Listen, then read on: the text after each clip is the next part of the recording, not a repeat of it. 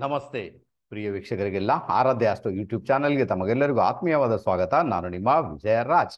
ಇದನ್ನು ನಾವು ಬಹಳ ವಿಶೇಷವಾಗಿ ನಾಳೆ ಅಂದರೆ 10ನೇ ತಾರೀಕು 5ನೇ ತಿಂಗಳು 2024 ಶುಕ್ರವಾರ ದಿನ ಬುಧ ಮಹಾರಾಜನ ರಾಶಿ ಪರಿವರ್ತನೆ. ಓಕೆ, ಮೀನ ರಾಶಿಯಿಂದ ಮೇಷ ರಾಶಿಗೆ ಬುಧ ರಾಶಿ ಪರಿವರ್ತನೆ ಮಾಡ್ತಾ ಇದ್ದಾನೆ.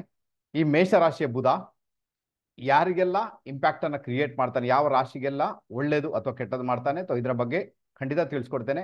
ಪರಿಹಾರಗಳನ್ನು ಕೂಡ ತಿಳಿಸ್ಕೊಡ್ತೇನೆ.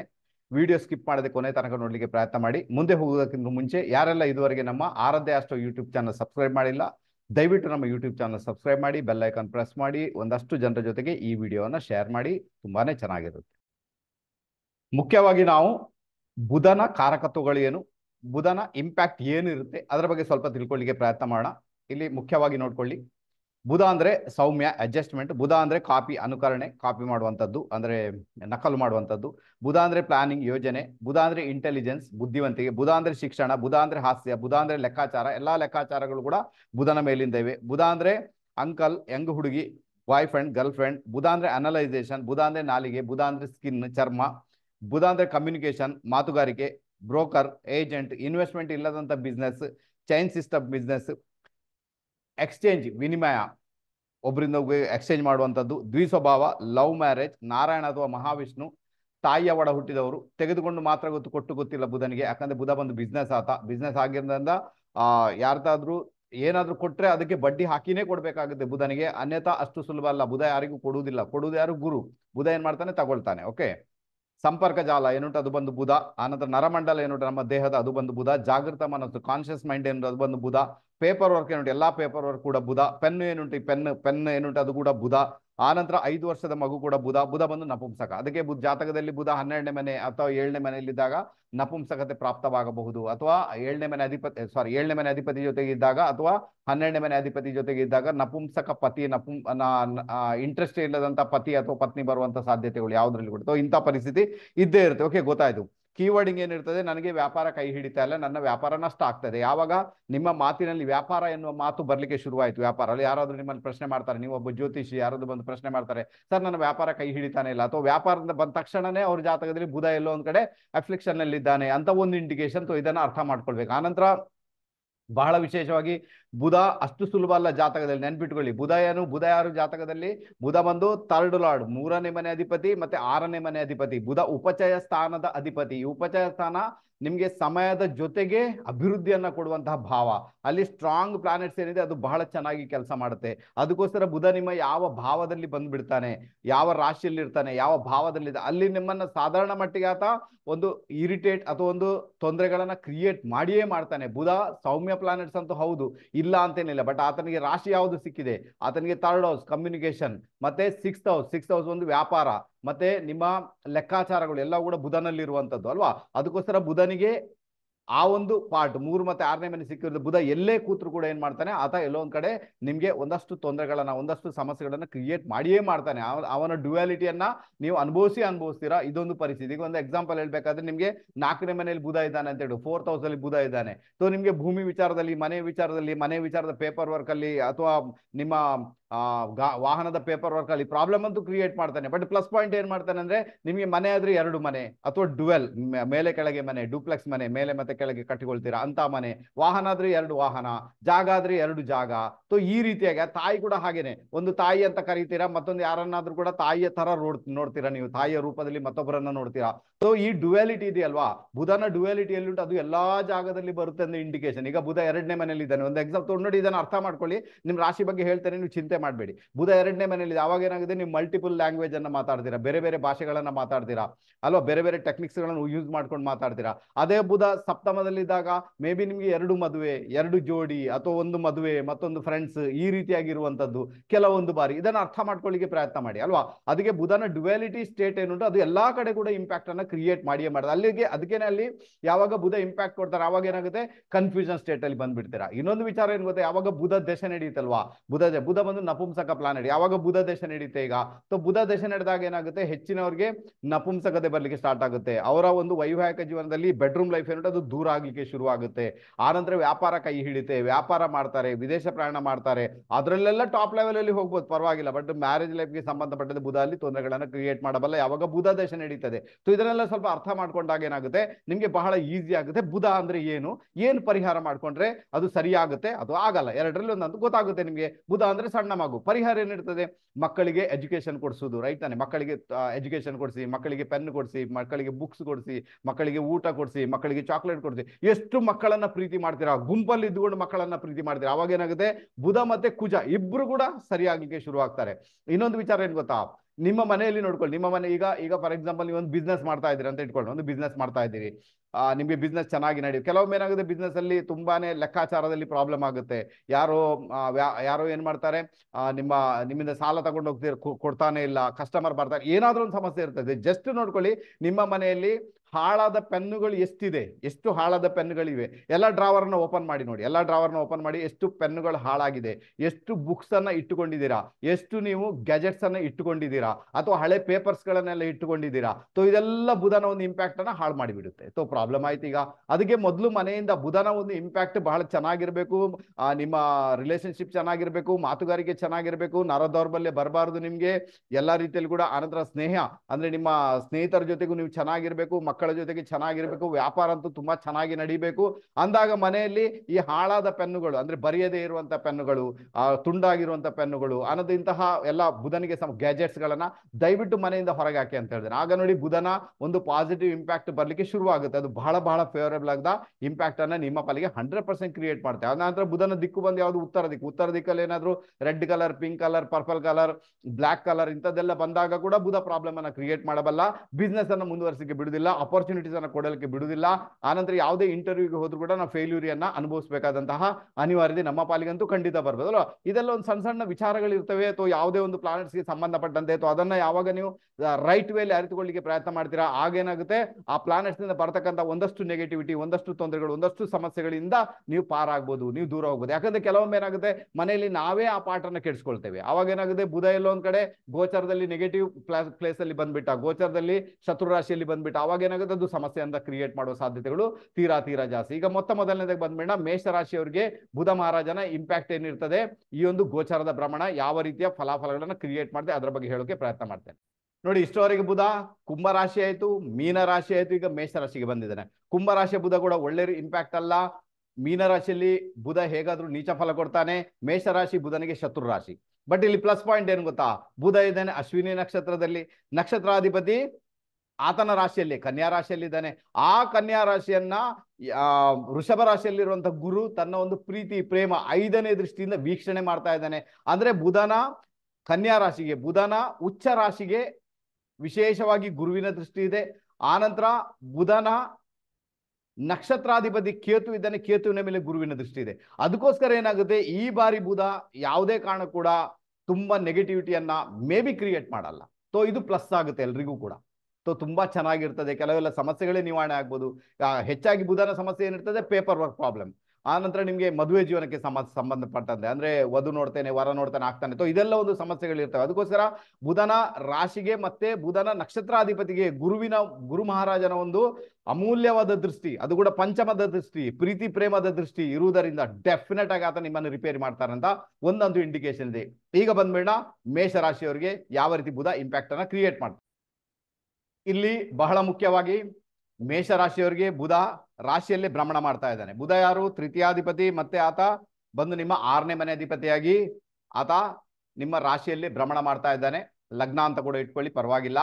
ಸೊ ಇಲ್ಲೇನಾಗುತ್ತೆ, ಇದು ಒಳ್ಳೆ ಲಕ್ಷಣ ಅಲ್ಲ ಅಂತಂಡು. ಯಾವಾಗ ಬುಧ ನಿಮ್ಮ ರಾಶಿ ಮೇಲೆ ಬಂದ್ಬಿಟ್ಟ ಅಥವಾ ಲಗ್ನದ ಮೇಲೆ ಬಂದ್ಬಿಟ್ಟ, ಆವಾಗ ಅಲ್ಲಿ ಆತನಿಗೆ ದಿಗ್ಬಲ ಅಂತೂ ಪ್ರಾಪ್ತವಾಗಿದೆ, ಪರವಾಗಿಲ್ಲ. ಬಟ್ ಏನೇ ಇದ್ರೂ ಕೂಡ ನೀವು ಬಹಳಷ್ಟು ನಾಲೆಜ್ ಅನ್ನ ಪಡ್ಕೊಳ್ಬೇಕು, ಬಹಳಷ್ಟು ಓದಬೇಕು, ಒಂದಷ್ಟು ಜನರ ಸಂಪರ್ಕದಲ್ಲಿ ಇರಬೇಕು, ಒಂದಷ್ಟು ಜನರ ಜೊತೆಗೆ ನಿಮ್ಮ ನಾಲೆಜ್ ಅನ್ನ ಶೇರ್ ಮಾಡಿ ಅಥವಾ ಅವರು ಪಡ್ಕೊಳ್ಳಿಕ್ಕೆ ಪ್ರಯತ್ನ ಮಾಡಿ. ಎಷ್ಟು ನಾಲೆಜ್ ಅನ್ನ ಅಂದ್ರೆ ಸ್ವ ಅಭಿವೃದ್ಧಿಗೆ ಬೇಕಾಗಿ ಏನೆಲ್ಲ ಬೇಕು ಅದನ್ನೆಲ್ಲ ಮಾಡ್ಕೊಳ್ತೀರಿ ನೀವು, ಆವಾಗ ಬುಧನಿಂದ ಅಂತ ಸಮಸ್ಯೆಗಳು ಖಂಡಿತ ಕ್ರಿಯೇಟ್ ಆಗಲ್ಲ. ಇಲ್ಲಾಂದ್ರೆ ನಿಮಗೆ ರಾಶಿ ಮೇಲೆ ಬಂದಂತ ಬುಧ ಖಂಡಿತವಾಗಿ ನಿಮಗೆ ಒಡ ಹುಟ್ಟಿದವರ ಮುಖಾಂತರ ತೊಂದರೆಗಳು, ಅಕ್ಕಪಕ್ಕದ ಮನೆಯವರಿಂದ ತೊಂದರೆಗಳು, ಅಕ್ಕಪಕ್ಕದ ಮನೆಯವರ ಜೊತೆಗೆ ಮಾತುಕತೆಯಲ್ಲಿ ಸಮಸ್ಯೆಗಳು, ಅನಾರೋಗ್ಯ ಬರುವಂತಹ ಸಾಧ್ಯತೆಗಳು ತೀರಾ ಜಾಸ್ತಿ ಅಂತ ಹೇಳ್ತೇನೆ. ಬಹಳ ಜಾಗೃತರಾಗಿರ್ಬೇಕಾದ ಅನಿವಾರ್ಯತೆ ಉಂಟು. ಬುಧ ಏನ್ ಮಾಡ್ತಾನೆ, ಕಾಂಬಿನೇಷನ್ ಇದೆ ಶುಕ್ರನ್ ಜೊತೆಗೆ ಮತ್ತೆ ಸಪ್ತಮ ಸ್ಥಾನವನ್ನು ನೋಡ್ತಾ ಇದ್ದಾನೆ ಅಂದಾಗ ಯಾರಿಗೆಲ್ಲ ಮೇಷರಾಶಿಯವರಿಗೆ ಅಥವಾ ಮೇಷ ಲಗ್ನಾನು ಇಟ್ಕೊಳ್ಳಿ, ಮೇಷರಾಶಿಯವರಿಗೆ ಮದುವೆ ಆಗಿಲ್ಲ, ಮದುವೆ ಮಾತುಕತೆ ಮುಂದುವರಿಸಬೇಕು ಅಂದಾಗ ಇದು ಒಳ್ಳೆ ಸಮಯ ಬಂದು ನಿಂತಿದೆ. ಮದುವೆಗೆ ಸಂಬಂಧಪಟ್ಟಿದೆ ಖಂಡಿತ ನೀವು ಒಂದು ಪ್ರಾಮಾಣಿಕ ಪ್ರಯತ್ನ ಮಾಡಿದಾಗ ಮದುವೆ ಆಗುವಂತ ಸಾಧ್ಯತೆಗಳನ್ನ ತಳ್ಳಿ ಹಾಕುವಂತಿಲ್ಲ. ತೀರಾ ಜಾಸ್ತಿ ತುಂಬಾ ಚೆನ್ನಾಗಿ ಅದು ವರ್ಕ್ ಆಗುತ್ತೆ. ಅದರ ಬಗ್ಗೆ ಇನ್ನೂ ನೆನ್ಪಿಟ್ಕೊಳ್ಳಿ, ನಿಮ್ಮ ಜಾತಕ ಏನಿದೆ ಅದೇ ಫೈನಲ್ ಆಗಿರ್ತದೆ. ದಯವಿಟ್ಟು ಜಾತಕವನ್ನು ಒಳ್ಳೆ ಜ್ಯೋತಿಷ ಹತ್ರ ತೋರಿಸಿ ಅದರಲ್ಲಿ ಏನು ಇಂಪ್ಯಾಕ್ಟ್ ಇದೆ ಅದನ್ನು ನೋಡ್ಕೊಂಡು ನೀವು ಮದುವೆ ವಿಚಾರದಲ್ಲಿ ಪ್ರೊಸೀಡ್ ಆಗುವಂತ ಯೋಗ ಬಗ್ಗೆ ಕ್ರಿಯೇಟ್ ಆಗುತ್ತೆ. ಇನ್ನು ಕೆಲವೊಮ್ಮೆ ಏನಾಗುತ್ತೆ, ಯಾರಿಗೆಲ್ಲ ಇಷ್ಟವರೆಗೆ ರಿಲೇಶನ್ಶಿಪ್ ಇದೆ, ಎಲ್ಲೋ ಪ್ರೀತಿ ಪ್ರೇಮ ತಲೆಗೆಡ್ತು, ಮೇ ಬಿ ನಿಮಗೆ ಸಮಸ್ಯೆ ಕೂಡ ಆಗ್ಬೋದು, ಮಾತುಕತೆಯಿಂದ ಜಗಳಗಳು ಕೂಡ ಆಗುವಂತ ಸಾಧ್ಯತೆಗಳನ್ನ ತಳ್ಳಿ ಹಾಕುವಂತಿಲ್ಲ. ಪ್ಲಸ್ ಪಾಯಿಂಟ್ ಏನಾಗುತ್ತೆ, ಗುರು ಮಹಾರಾಜ 6ನೇ ಮನೆಯನ್ನು ನೋಡ್ತಾ ಇದ್ದಾರೆ. ಅದರಿಂದಾಗಿ ಆರೋಗ್ಯದಲ್ಲಿ ಏನೇ ಸಮಸ್ಯೆ ಇದುವರೆಗೆ ಇದ್ರೂ ಕೂಡ, ಯಾಕಂದ್ರೆ ನಿಮ್ಮ ರಾಶಿಯ ಮೇಲೆ ಬುಧನ ಭ್ರಮಣ ಮಾಡುವಾಗ ಹೆಲ್ತ್ ರಿಲೇಟೆಡ್ ಪ್ರಾಬ್ಲಮ್ ಬರುವಂತ ಸಾಧ್ಯತೆಗಳು ತೀರಾ ಜಾಸ್ತಿ. ಬಟ್ ಇಲ್ಲಿ ಎಲ್ಲೋ ಒಂದ್ ಕಡೆ ಏನ್ ಮಾಡ್ತಾನೆ, ಬುಧ ಮಹಾರಾಜನ ರಾಶಿ ಮತ್ತೆ ನಕ್ಷತ್ರಾಧಿಪತಿ ಗುರುವಿನ ದೃಷ್ಟಿ ಇರುವುದರಿಂದ ಅದು ಯಾವುದೇ ಕಾಯಿಲೆ ಇರಲಿ, ಯಾವುದೇ ಸಮಸ್ಯೆ ಇರಲಿ ಫೈಂಡ್ ಔಟ್ ಆಗುತ್ತೆ. ಅದಕ್ಕೆ ಸಂಬಂಧಪಟ್ಟಂತೆ ಯಾವುದೇ ಒಂದು ರೂಪದಲ್ಲಿ ನಿಮಗೆ ಪರಿಹಾರ ಕೂಡ ದೊರೆಯುತ್ತದೆ, ಅಥವಾ ಒಳ್ಳೆ ಡಾಕ್ಟರ್ ಸಿಗ್ಬೋದು, ಒಳ್ಳೆ ಟ್ರೀಟ್ಮೆಂಟ್ ಸಿಗ್ಬೋದು. ನಿಮ್ಮ ಒಂದು ಅನಾರೋಗ್ಯ ಅಂತ ಏನು ಇಷ್ಟವರೆಗೆ ಬಂದಿರುವಂತದ್ದು ಖಂಡಿತ ಅದು ದೂರ ಆಗ್ಲಿಕ್ಕೆ ಶುರುವಾಗುತ್ತೆ. ಅದಕ್ಕೆ ಬೇಕಾಗಿ ಒಂದು ಪ್ರಾಮಾಣಿಕ ಪ್ರಯತ್ನವನ್ನು ನೀವು ಮಾಡಬಹುದು. ಒಟ್ಟಾರೆ ನೋಡ್ಲಿಕ್ಕೆ ಹೋದ್ರೆ ಮೇಷರಾಶಿಯವರಿಗೆ ರಾಶಿ ಮೇಲೆ ಬಂದಂತಹ ಬುಧನಿಂದ ಮಿಕ್ಸ್ ಫಲ, ಒಂಥರ ನೋಡ್ಲಿಕ್ಕೆ ಹೋದ್ರೆ ಒಳ್ಳೆ ಲಕ್ಷಣ ಅಲ್ಲ ಅಂತಲೇ ಉಂಟು. ಬಟ್ ನೀವು ಯಾವಾಗ ನಾಲೆಜ್ ಅನ್ನ ತುಂಬಾ ಗಳಿಸ್ಕೊಳ್ತೀರಾ, ಒಂದಷ್ಟು ಜನರ ಜೊತೆಗೆ ಬೆರೀತೀರಾ, ಗುರು ಮಾಡ್ಕೊಂಡು ಗುರುವಿನ ಮುಖದ ನಾಲೆಜ್ ಅನ್ನ ಪಡ್ಕೊಳ್ತೀರಾ, ಸ್ವ ಉತ್ಥಾನಕ್ಕೆ ಬೇಕಾಗಿ ಪ್ರಯತ್ನ ಮಾಡ್ತೀರಾ, ಅವಾಗ ಏನಾಗುತ್ತೆ, ನಿಮ್ಮ ರಾಶಿಯಲ್ಲಿರುವಂತಹ ಬುಧ ಒಂದು ಒಳ್ಳೆ ಇಂಪ್ಯಾಕ್ಟ್ ಅನ್ನ ನಿಮ್ಮ ಪಾಲಿಗೆ 100% ಕ್ರಿಯೇಟ್ ಮಾಡಬಲ್ಲ ಅಂತ ಒಂದು ಇಂಡಿಕೇಶನ್ ಇದೆ. ನೀವು ಬೇಕಾದ್ರೆ ಅದಕ್ಕೆ ಬೇಕಾಗಿ ಟ್ರೈ ಮಾಡಿ ನೋಡಿ, ತುಂಬಾನೇ ಚೆನ್ನಾಗಿರ್ತೀರಾ. ನೆಕ್ಸ್ಟ್ ಬಂದ್ಬೇಡ ನಮ್ಮ ವೃಷಭ ರಾಶಿಯವರಿಗೆ ಬುಧ ಮಹಾರಾಜ 12th ಹೌಸ್ ಅಲ್ಲಿ ಭ್ರಮಣ ಮಾಡ್ತಾ ಇದ್ದಾನೆ. ಆತ ಧನಾಧಿಪತಿ ಮತ್ತೆ ಪಂಚಮಾಧಿಪತಿಯಾಗಿ ಭ್ರಮಣ ಮಾಡ್ತಾ ಇದ್ದಾನೆ. ಸೊ ಇದರ ಅರ್ಥ ಏನು ಅಂದ್ರೆ, ಎಲ್ಲೊಂದ್ ಕಡೆ ಧನಾಧಿಪತಿಯಾಗಿ 12ನೇ ಮನೆ, ಲಗ್ನಕ್ಕೆ 12ನೇ ಮನೆಯಲ್ಲಿ ಇದ್ದಾನೆ ಅಂದಾಗ ಏನಾಯ್ತು ನೋಡಿ, ದುಡ್ಡು ಬರುತ್ತೆ ನಿಮಗೆ, ಖರ್ಚು ಕೂಡ ಅಷ್ಟೇ ಜಾಸ್ತಿ ಇರುತ್ತೆ, ಖರ್ಚು ವೆಚ್ಚಗಳು ತುಂಬಾನೇ ಜಾಸ್ತಿ ಆಗಿರ್ತವೆ. ಇದನ್ನ ನೋಡ್ಕೊಳ್ಬೇಕಾದಂತ ಅನಿವಾರ್ಯತೆ ನಿಮ್ಮ ಪಾಲಿಗಂತೂ ಖಂಡಿತ ಉಂಟು. ಆನಂತರ ಪಂಚಮಾಧಿಪತಿ, ಹಾಗಾದ್ರೆ ಮಕ್ಕಳ ವಿಚಾರಗಳು, ಈಗ ಯಾರಿಗೆ ಮಕ್ಕಳಾಗಿಲ್ಲ ಆ ವಿಚಾರ ಬರುತ್ತೆ, ಯಾರಿಗೆ ಮಕ್ಕಳಾಗಿದೆ ಅಲ್ಲಿ ಕೂಡ ಮಕ್ಕಳಿಗೆ ಇದೇನು ಸಮಸ್ಯೆ ಇದೆ ಅದು ಬರುತ್ತೆ, ಇನ್ನು ಮಕ್ಕಳು ತುಂಬಾನೇ ಹಠ ಮಾಡ್ತಾರೆ ಅದು ಬರುತ್ತೆ, ಮಕ್ಕಳಿಗೆ ಅನಾರೋಗ್ಯ ನೋಡಿ ಅದು ಬರುತ್ತೆ. ಸೊ ಇಷ್ಟೆಲ್ಲ ಒಂದು ಇಂಪ್ಯಾಕ್ಟ್ ಕ್ರಿಯೇಟ್ ಆಗುವಂಥದ್ದು. ಬಟ್ ಪ್ಲಸ್ ಪಾಯಿಂಟ್ ಏನಂದ್ರೆ, ನಿಮಗೆ ರಾಶಿಯಲ್ಲಿ ಗುರುವಿನ ಭ್ರಮಣ ಆಗ್ತಾ ಉಂಟು. ಗುರು ಏನ್ ಮಾಡ್ತಾನೆ, ತನ್ನ ಒಂದು 5ನೇ ದೃಷ್ಟಿಯಿಂದ ಪಂಚಮ ಭಾವವನ್ನು ವೀಕ್ಷಣೆ ಮಾಡುವುದರಿಂದ ಡೆಫಿನೆಟ್ ಆಗಿ ನಿಮಗೆ ಬುಧ ಮಹಾರಾಜನಿಂದ ಬರ್ತಕ್ಕಂಥ ಸಮಸ್ಯೆಗಳು ಕೂಡ ಒಂದಷ್ಟು ದೂರ ಆಗ್ಬೋದು. ಎಲ್ಲೊಂದ್ ಕಡೆ EMI ಕಟ್ಟಬೇಕು, ಯಾರಿಗೋಸ್ಕರ ಲೋನ್ ಕೊಡಬೇಕು, ಯಾರಿಗೋ ಸಾಲ ಕೊಡಬೇಕು, ಆ ಸಾಲ ಕಟ್ಟಬೇಕು ಅಂದಾಗ ಅದು ಒಳ್ಳೆ ಇಂಪ್ಯಾಕ್ಟ್ ಅನ್ನ ಕ್ರಿಯೇಟ್ ಮಾಡಿದೆ. ನಿಮ್ಗೆ ಅಂತ ಸಮಸ್ಯೆಗಳು ಡೆಫಿನೆಟ್ ಆಗಿ ಕ್ರಿಯೇಟ್ ಆಗಲ್ಲ.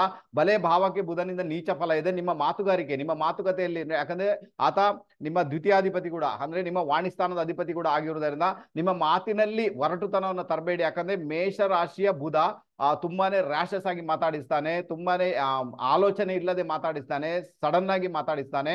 ಸೊ ಸಡನ್ ಆಗಿ ಏನೋ ಮಾತಾಡೋದು, ಸಡನ್ ಆಗಿ ಯಾರಿಗೂ ಜವಾಬ್ ಕೊಡೋದು, ಸಡನ್ ಆಗಿ ಜಗಳ ಮಾಡ್ಲಿಕ್ಕೆ ನೋಡೋದು, ದಯವಿಟ್ಟು ಇದನ್ನ ಮಾಡ್ಕೊಳ್ಬೇಡಿ ಅಂತ ಹೇಳ್ತೇನೆ. ಸೊ ಇದು ಬಹಳ ಫೇವರಬಲ್ ಆಗುತ್ತೆ ನೋಡಿ. ಬುಧನ ಇಂಪ್ಯಾಕ್ಟ್ ಇರುವಾಗ ಬಹಳ ವಿಶೇಷವಾಗಿ ಗಮನ ಎಲ್ಲಿ ಕೊಡ್ಬೇಕು, ನಿಮ್ಮ ವಾಣಿಯ ಮೇಲೆ. ಎಷ್ಟು ಚೆನ್ನಾಗಿ ನೀವು ಮಾತಾಡ್ತೀರಾ, ನಿಮ್ಮ ಮಾತುಗಾರಿಕೆ ಅಲೆಯಾಗಿ ತೇಲಿ ಬರಬೇಕು. ಎದುರಿನ ವ್ಯಕ್ತಿಗೆ ಯಾತೋ ಅದು ಕಚಗುಳಿ ಹಿಡುವಂತ ಇರಬೇಕು, ಯಾತೋ ಸ್ಯಾಟಿಸ್ಫ್ಯಾಕ್ಷನ್ ಕೊಡ್ಬೇಕು, ಯಾತೋ ಒಂದು ಮಜಾಕಿ ಅಂದ್ರೆ ಅದೊಂಥರ ಕಾಮಿಡಿ ತರ ಇರಬೇಕು, ಅವ್ರು ನಗ್ತಾ ಇರಬೇಕು ನಿಮ್ಮ ಮಾತಿಂದ. ಆವಾಗ ಎಣಿಸ್ಕೊಳ್ಳಿ ನಿಮ್ಮ ಬುಧ 100% ಚೆನ್ನಾಗಿದ್ದಾನಂತ. ಅಥವಾ ನೀವು ಮಾತಾಡಿದ್ರೆ ಆ ಮಾತನ್ನ ಕೇಳಿಸ್ತಾ ಇರ್ಬೇಕಂತ ಅನಿಸ್ತದೆ, ಅಂದಾಗ ನಿಮ್ಮ ಬುಧ ಚೆನ್ನಾಗಿದ್ದಾನಂತ.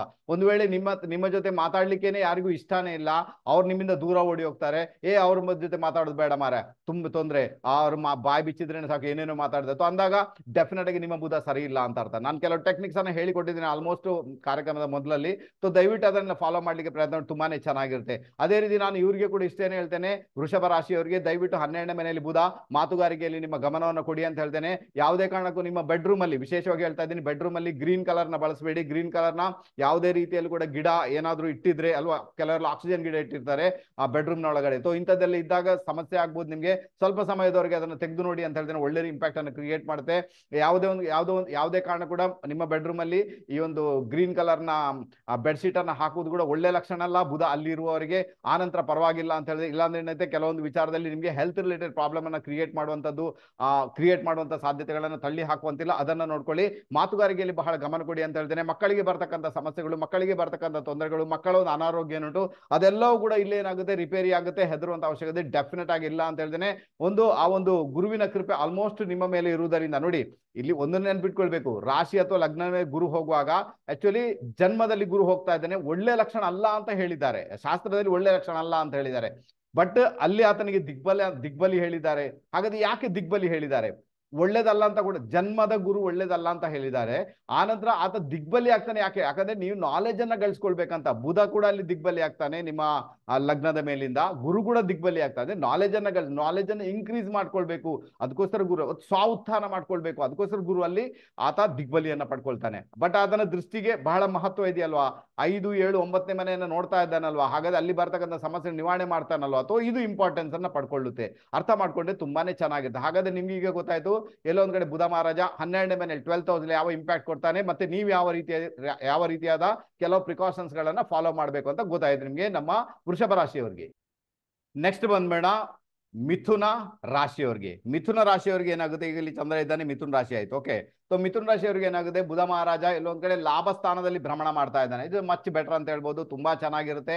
ನಿಮ್ಮ ಹಲವಾರು ಇಚ್ಛೆಗಳು ಈಡೇರುವಂತದ್ದು. ಅದ್ರ ಜೊತೆಗೆ ಏನಾಗುತ್ತೆ ಅಂದ್ರೆ ಬಹಳ ವಿಶೇಷವಾಗಿ ಆತರ 4th ಲಾರ್ಡ್ 4ನೇ ಮನೆ ಅಧಿಪತಿ ಲಗ್ನಾಧಿಪತಿಯಾಗಿ ಲಾಭ ಸ್ಥಾನದಲ್ಲಿ ಇದ್ದಾನೆ ಅಂದಾಗ, ಅದರ ಜೊತೆಗೆ 4ನೇ ಮನೆಗೆ ಗುರುವಿನ ದೃಷ್ಟಿ ಇದೆ ಅಂದಾಗ ಡೆಫಿನೆಟ್ ಆಗಿ ನಿಮ್ಗೆ ಭೂಮಿ ವಿಚಾರ, ಮನೆ ವಿಚಾರ, ವಾಹನದ ವಿಚಾರ, ತಾಯಿಯ ವಿಚಾರದಲ್ಲಿ ಇದ್ದಂತಹ ಒಂದಷ್ಟು ತೊಂದರೆಗಳು, ಒಂದಷ್ಟು ಸಮಸ್ಯೆಗಳು, ಒಂದಷ್ಟು ಡಿಸ್ಪ್ಯೂಟ್ಸ್ಗಳು ಇಲ್ಲಿ ನಿವಾರಣೆ ಆಗುವಂತ ಎಲ್ಲಾ ಸಾಧ್ಯತೆಗಳು ಕಂಡು ಬರ್ತಾ ಉಂಟು.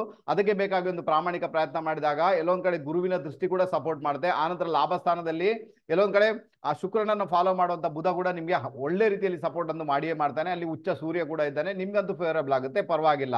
ಆದ್ರೆ ಇಲ್ಲಿ ಏನಾಗುತ್ತೆ, ಬೇರೆ ಯಾರ್ದು ಆಟ ನಡೆಯುವುದಿಲ್ಲ, ನಿಮ್ದೇ ಆಟ ನಡೆಯುತ್ತೆ. ನೀವೇನ್ ಮಾಡ್ತಿರೋದು ಜಯ ಗಳಿಸ್ತೀರಾ, ನೀವೇನ್ ಮಾಡ್ತಿರೋ ಅದು ಸಕ್ಸಸ್ ಆಗುತ್ತೆ ಅಂತಲೇ ಒಂದು 100% ಇಂಡಿಕೇಶನ್ ಇದೆ.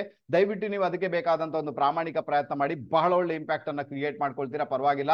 ಅದೇ ನಿಮ್ಗೆ ಏನ್ ಬೇಕೀಗ, ಏನನ್ನ ಇಚ್ಛೆ ಪಡ್ತೀರಾ, ಆ ಇಚ್ಛೆಗಳು ಪೂರೈಕೆ ಆಗುವಂತ ಒಂದು ಸಮಯ ಬಂದು ನಿಂತಿದೆ. ಹಾಗಾದ್ರೆ ಇಚ್ಛೆಗಳು ಬಹಳ ಹೆಚ್ಚಾಗಿ ಕಂಡು ಬರುವಂತದ್ದು ನಿಮ್ಮ ಭೂಮಿ ಮನೆ ವಿಚಾರಗಳಲ್ಲಿ ದೈವಿ ಕಾರ್ಯಗಳಾಗುವಂಥದ್ದು, ಮನೆಯಲ್ಲಿ ದೈವಿ ಕಾರ್ಯಗಳು, ಕುಟುಂಬದಲ್ಲಿ ದೈವಿ ಕಾರ್ಯಗಳು. ಆನಂತರ ತಾಯಿಗೆ ಅನಾರೋಗ್ಯ ಇದೆ, ಬಟ್ ಈಗ ಅನಾರೋಗ್ಯ ಕೂಡ ದೂರ ಆಗುತ್ತೆ ಎಲ್ಲಾ ರೀತಿಯಲ್ಲಿ ಕೂಡ, ಅಲ್ವಾ. 4th ಹೌಸ್ಗೆ ಸಂಬಂಧಪಟ್ಟಂತೆ ಒಂದಷ್ಟು ಸಮಸ್ಯೆಗಳು, ಒಂದಷ್ಟು ವಾಗ್ಯುದ್ಧಗಳು, ಒಂದಷ್ಟು ತೊಂದರೆಗಳು, ಕುಟುಂಬದವ್ರ ಜೊತೆ ತೊಂದರೆಗಳು, ಅಲ್ವಾ. ಈ ಒಂದು 2-3 ತಿಂಗಳಿಂದ ಜಾಸ್ತಿನೇ ಬಂದಿರಬೇಕು ನಿಮ್ಗೆ. ಹಾಗಾದ್ರೆ ಈಗ ಏನಾಗುತ್ತೆ, ಆ ಎಲ್ಲಾ ತೊಂದರೆಗಳು ನಿವಾರಣೆ ಆಗ್ತವೆ, ಸಮಸ್ಯೆ ನಿವಾರಣೆ ಆಗುತ್ತೆ. ಮನೆ ಮಾಡಬೇಕು, ಭೂಮಿ ಮಾಡಬೇಕು, ಒಳ್ಳೇದಾಗುತ್ತೆ. ಡಾಕ್ಯುಮೆಂಟ್ ರೀತಿಯಲ್ಲಿ ಪ್ರಾಬ್ಲಮ್ ಇತ್ತು, ಪೇಪರ್ ವರ್ಕ್ ಅಲ್ಲಿ ಪ್ರಾಬ್ಲಮ್ ಇತ್ತು, ಅಥವಾ ಯಾವುದೇ ರೀತಿಯಲ್ಲಿ ಕೂಡ ಅದು ಡನ್ ಆಗ್ತಾ ಇರಲಿಲ್ಲ, ಅಥವಾ ಅದು ಹುಡುಕಿದ್ರು ಸಿಗ್ತಾ ಇರಲಿಲ್ಲ, ಅಥವಾ ಎಲ್ಲೋ ಕಳೆದು ಹೋಗಿತ್ತು, ಏನೇ ಸಮಸ್ಯೆ ಇದ್ರು ಡಾಕ್ಯುಮೆಂಟರಿ ರೀತಿಯಲ್ಲಿ, ಹಾಗಾದ್ರೆ ಡಾಕ್ಯುಮೆಂಟರಿ ರೀತಿಯಲ್ಲಿ ಇದ್ದಂತ ಎಲ್ಲಾ ಸಮಸ್ಯೆಗಳು ನಿವಾರಣೆ ಆಗಿ ಒಂದೊಳ್ಳೆ ಇಂಪ್ಯಾಕ್ಟ್ ಅನ್ನ ಕ್ರಿಯೇಟ್ ಮಾಡುವಂತಹ ಯೋಗ ಭಾಗ್ಯ ಈಗ ಮಿಥುನ ರಾಶಿಯವರಿಗೆ ಕ್ರಿಯೇಟ್ ಆಗಿದೆ. ದಯವಿಟ್ಟು ಅದಕ್ಕೆ ಬೇಕಾಗಿ ಒಂದು ಪ್ರಾಮಾಣಿಕ ಪ್ರಯತ್ನ ಮಾಡಿ, ಒಂದೊಳ್ಳೆ ಇಂಪ್ಯಾಕ್ಟ್ ನಿಮ್ಮ ಪಾಲಿಗಂತೂ 100% ಬಂದೇ ಬರುತ್ತೆ. ನೆಕ್ಸ್ಟ್ ಬಂದ್ಬೇಡ ಕರ್ಕಾಟಕ ರಾಶಿ. ಕರ್ಕಾಟಕ ರಾಶಿಯವರಿಗೆ ಏನಾಗುತ್ತೆ, ಬಹಳ ವಿಶೇಷವಾಗಿ 10th ಹೌಸ್ ಅಲ್ಲಿ ಬುಧನ ಭ್ರಮಣ ಆಗ್ತಾ ಉಂಟು. ಬುಧ ಯಾರು ಈ ಜಾತಕಕ್ಕೆ ವ್ಯಯಾಧಿಪತಿ, ಮತ್ತೆ ಆತ ತೃತೀಯಾಧಿಪತಿ. ವ್ಯಯಾಧಿಪತಿ ತೃತೀಯಾಧಿಪತಿಯಾಗಿ ದಶಮ ಸ್ಥಾನದಲ್ಲಿ ಇರೋದು ಡೆಫಿನೆಟ್ ಆಗಿ ಅದು ನಿಮ್ಮ ಕಾರ್ಯಕ್ಷೇತ್ರದ ಮೇಲೆ ಇಂಪ್ಯಾಕ್ಟ್ ಅನ್ನ ಕ್ರಿಯೇಟ್ ಮಾಡುತ್ತೆ ಅನ್ನೋ ಇಂಡಿಕೇಶನ್ ಇದೆ. ಯಾರಿಗೆಲ್ಲ ಕೆಲಸ ಚೇಂಜ್ ಮಾಡಬೇಕು, ಒಂದು ಕಡೆಯಿಂದ ಮತ್ತೊಂದು ಕಡೆಗೆ ಹೋಗ್ಬೇಕು, ಟ್ರಾನ್ಸ್ಫರ್ ಆಗಬೇಕು, ಅಥವಾ ಹೈಯರ್ ಲೆವೆಲ್ಗೆ ಹೋಗಬೇಕು, ಅಥವಾ ಅಧಿಕಾರ ವರ್ಗಕ್ಕೆ ಹೋಗಬೇಕು, ಅಧಿಕಾರ ಲೆವೆಲ್ಗೆ ಹೋಗ್ಬೇಕು ಅನ್ನೋರಿಗೆ ಇದು ಬಹಳ ಫೇವರಬಲ್ ಆದ ಇಂಪ್ಯಾಕ್ಟ್ ಅನ್ನ ಕ್ರಿಯೇಟ್ ಮಾಡುವಂತ ಎಲ್ಲಾ ಸಾಧ್ಯತೆಗಳು ಇದ್ದೇ ಇರ್ತವೆ.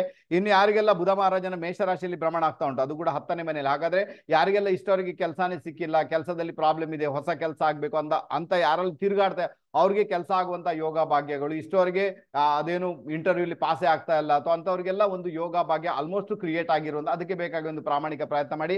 ಖಂಡಿತ ನಿಮಗೆ ಕಾರ್ಯಕ್ಷೇತ್ರದ ಅದೇನು ಬದಲಾವಣೆ ಬೇಕು, ಅದೇನು ಚೇಂಜಸ್ ಬೇಕು, ಅದೇನು ಟ್ರಾವೆಲಿಂಗ್ ಮಾಡಬೇಕು, ಅದೇನು ನಿಮಗೆ ಪ್ರಮೋಷನ್ ಬೇಕು, ಅದೇನು ನಿಮಗೆ ಒಂದು ಕಡೆಯಿಂದ ಮತ್ತೊಂದು ಕಡೆಗೆ ಟ್ರಾನ್ಸ್ಫರ್ ಆಗಿ ಹೋಗ್ಬೇಕಂದಾಗ ಒಂದೊಳ್ಳೆ ಪೀರಿಯಡ್ ನಿಮ್ಮ ಪಾಲಿಗೆ ಬಂದು ನಿಂತಿದೆ. ಒಳ್ಳೆ ಇಂಪ್ಯಾಕ್ಟ್ ಅನ್ನು ಕ್ರಿಯೇಟ್ ಮಾಡುತ್ತೆ, ಚಿಂತೆ ಮಾಡುವಾಗಂತ ಆಗತ್ತೆ ಇಲ್ಲ.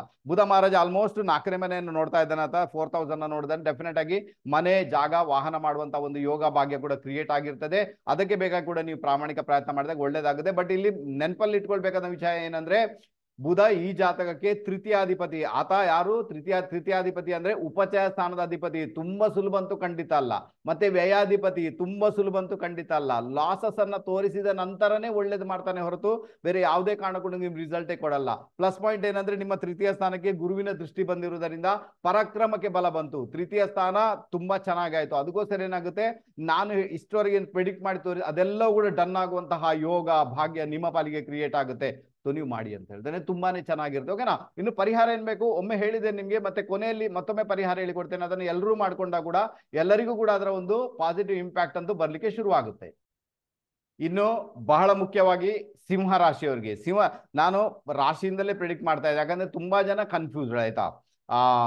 ಲಗ್ನ ನೋಡ್ಕೊಳ್ಬೇಕಾದ್ರೆ ರಾಶಿ ನೋಡಿ. ಅದಕ್ಕೋಸ್ಕರ ಡೈರೆಕ್ಟ್ ಆಗಿ ರಾಶಿಯಿಂದಲೇ ನೋಡ್ಕೊಳ್ಳಿ. ಇನ್ನು ಯಾರಿಗೆಲ್ಲ ಸ್ವಲ್ಪ ತಲೆ ಖರ್ಚು ಮಾಡೋಕ್ಕೆ ಬರುತ್ತೆ ಅವರೆಲ್ಲ ಲಗ್ನದಿಂದ ನೋಡ್ಕೊಂಡು ಕೂಡ ಇಂಪ್ಯಾಕ್ಟ್ ಅಂತೂ ಇದ್ದೇ ಇರುತ್ತೆ. ಓಕೆನಾ? ಇಲ್ಲಾಂದ್ರೆ ಏನಾಗುತ್ತೆ, ಎಲ್ಲ ಬಂದಲ್ಲಿ ಕಮೆಂಟ್ ಅಲ್ಲಿ ಕೇಳ್ತಾರೆ ರಾಶಿಯಿಂದ ನೋಡ್ಕೊಂಡು ಲಗ್ನ. ನಾವು ಎಷ್ಟೇ ಕ್ಲಿಯರ್ ಆಗಿ ಹೇಳಿದ್ರು ಕೂಡ, ಎಷ್ಟೇ ಕ್ಲಿಯರ್ ಆಗಿ ನಾವು ಪ್ರೋಗ್ರಾಮ್ ಅಲ್ಲಿ ಅದನ್ನ ಹೇಳಿಕೊಟ್ರು ಕೂಡ ಆ ಕಮೆಂಟ್ ಬಾಕ್ಸ್ ಅಲ್ಲಿ ಬಂದು ಮತ್ತೆ ಅದನ್ನೇ ಹಾಕ್ತಾರೆ, ಅದೇ ರಾಗ ಅದೇ ಹಾಡು. ಅದಕ್ಕೋಸ್ಕರ ನೀವು ದಯವಿಟ್ಟು ರಾಶಿಯಿಂದಲೇ ನೋಡ್ಕೊಳ್ಳಿ, ಯಾವುದೇ ಸಮಸ್ಯೆ ಇಲ್ಲ, ಬಹಳ ಚೆನ್ನಾಗಿರುತ್ತೆ, ನೀವು ಕನ್ಫ್ಯೂಸ್ ಆಗುವಂತ ಪ್ರಶ್ನೆನೇ ಬೀಳುವುದಿಲ್ಲ. ಓಕೆನಾ?